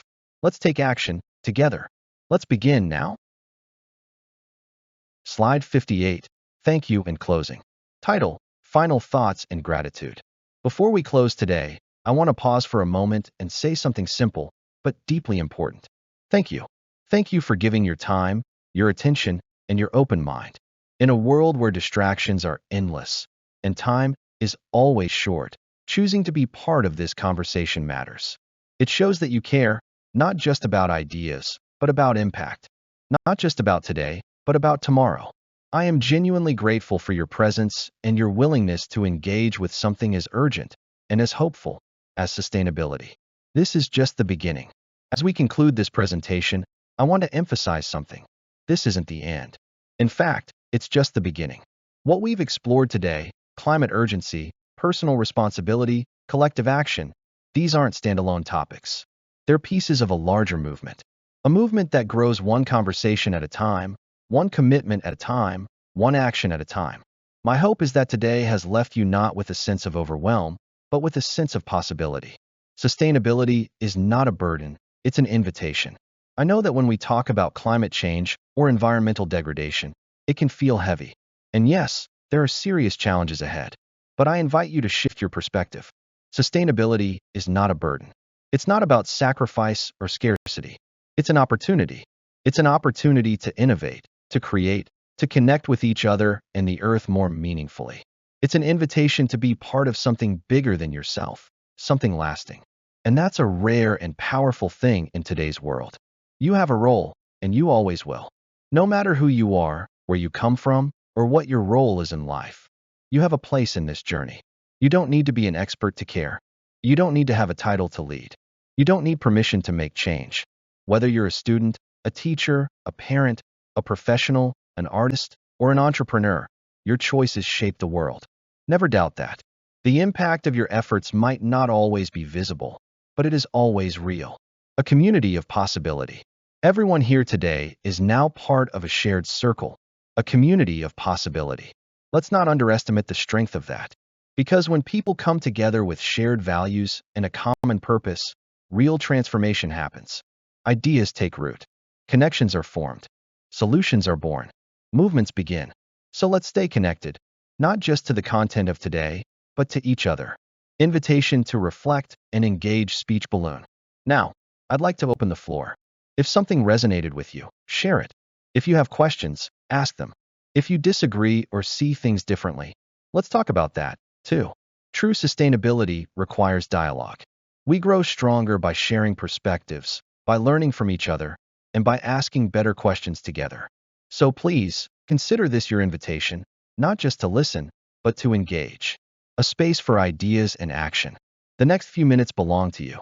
Whether you have a question you've been sitting with, an idea you want to share, a concern you'd like to explore, or a story from your own experience, this is the time. This is your space. Because this isn't a one-way presentation. It's a conversation. And your voice matters just as much as anything I've shared today. Let's not lose the momentum. As we transition into discussion, let me leave you with one caution. Don't let today stay in this room. Take the momentum with you. Share what you've learned.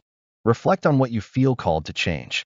Keep the conversation alive in your circles, at home, in your workplace, on your campus, or online. Because the message of sustainability doesn't belong in a slide deck. It belongs in our daily lives. Looking ahead, a shared vision seedling. So what's next? We build. We build a future where sustainability is the norm, not the exception. We build systems that are just, inclusive, and resilient. We build economies that serve people and planet, not just profit. We build communities rooted in care for each other and for the earth. That future isn't distant. It's possible, and it begins with us. With what we do, with what we say, with what we refuse to ignore. To close, once again, thank you. Thank you for showing up. Thank you for caring. Thank you for recognizing that we are all connected, and that together, we are capable of extraordinary things. Let's carry this energy forward. Let's stay curious, stay committed, and stay courageous. And together, let's build a sustainable tomorrow, not someday, but starting now. At this point, we'd like to open the floor for questions, comments, or contributions from you, our valued attendees. Whether your thoughts are rooted in curiosity, concern, or constructive critique, we welcome them all. This is your opportunity to deepen the conversation, seek clarification, or connect the themes we've explored to your own experience or field of work. Please feel free to use the chat box to type your questions, or raise your hand if you'd like to speak directly. Our team is here to ensure that your voice is heard. Now, it is my distinct pleasure to hand over this next segment to two exceptional leaders who continue to shape the direction of sustainability education and collaborative action. First, to the visionary founder and CEO of Saraduro Educational Multilinks, Professor Adelik Daniel Drogi, whose leadership and commitment have brought us all together on this platform today. And alongside him, to our esteemed collaborator, Dr. Julius of Seal, whose insights and expertise continue to enrich every part of this engagement. Professor Drogi, Dr. Julius, the floor is yours.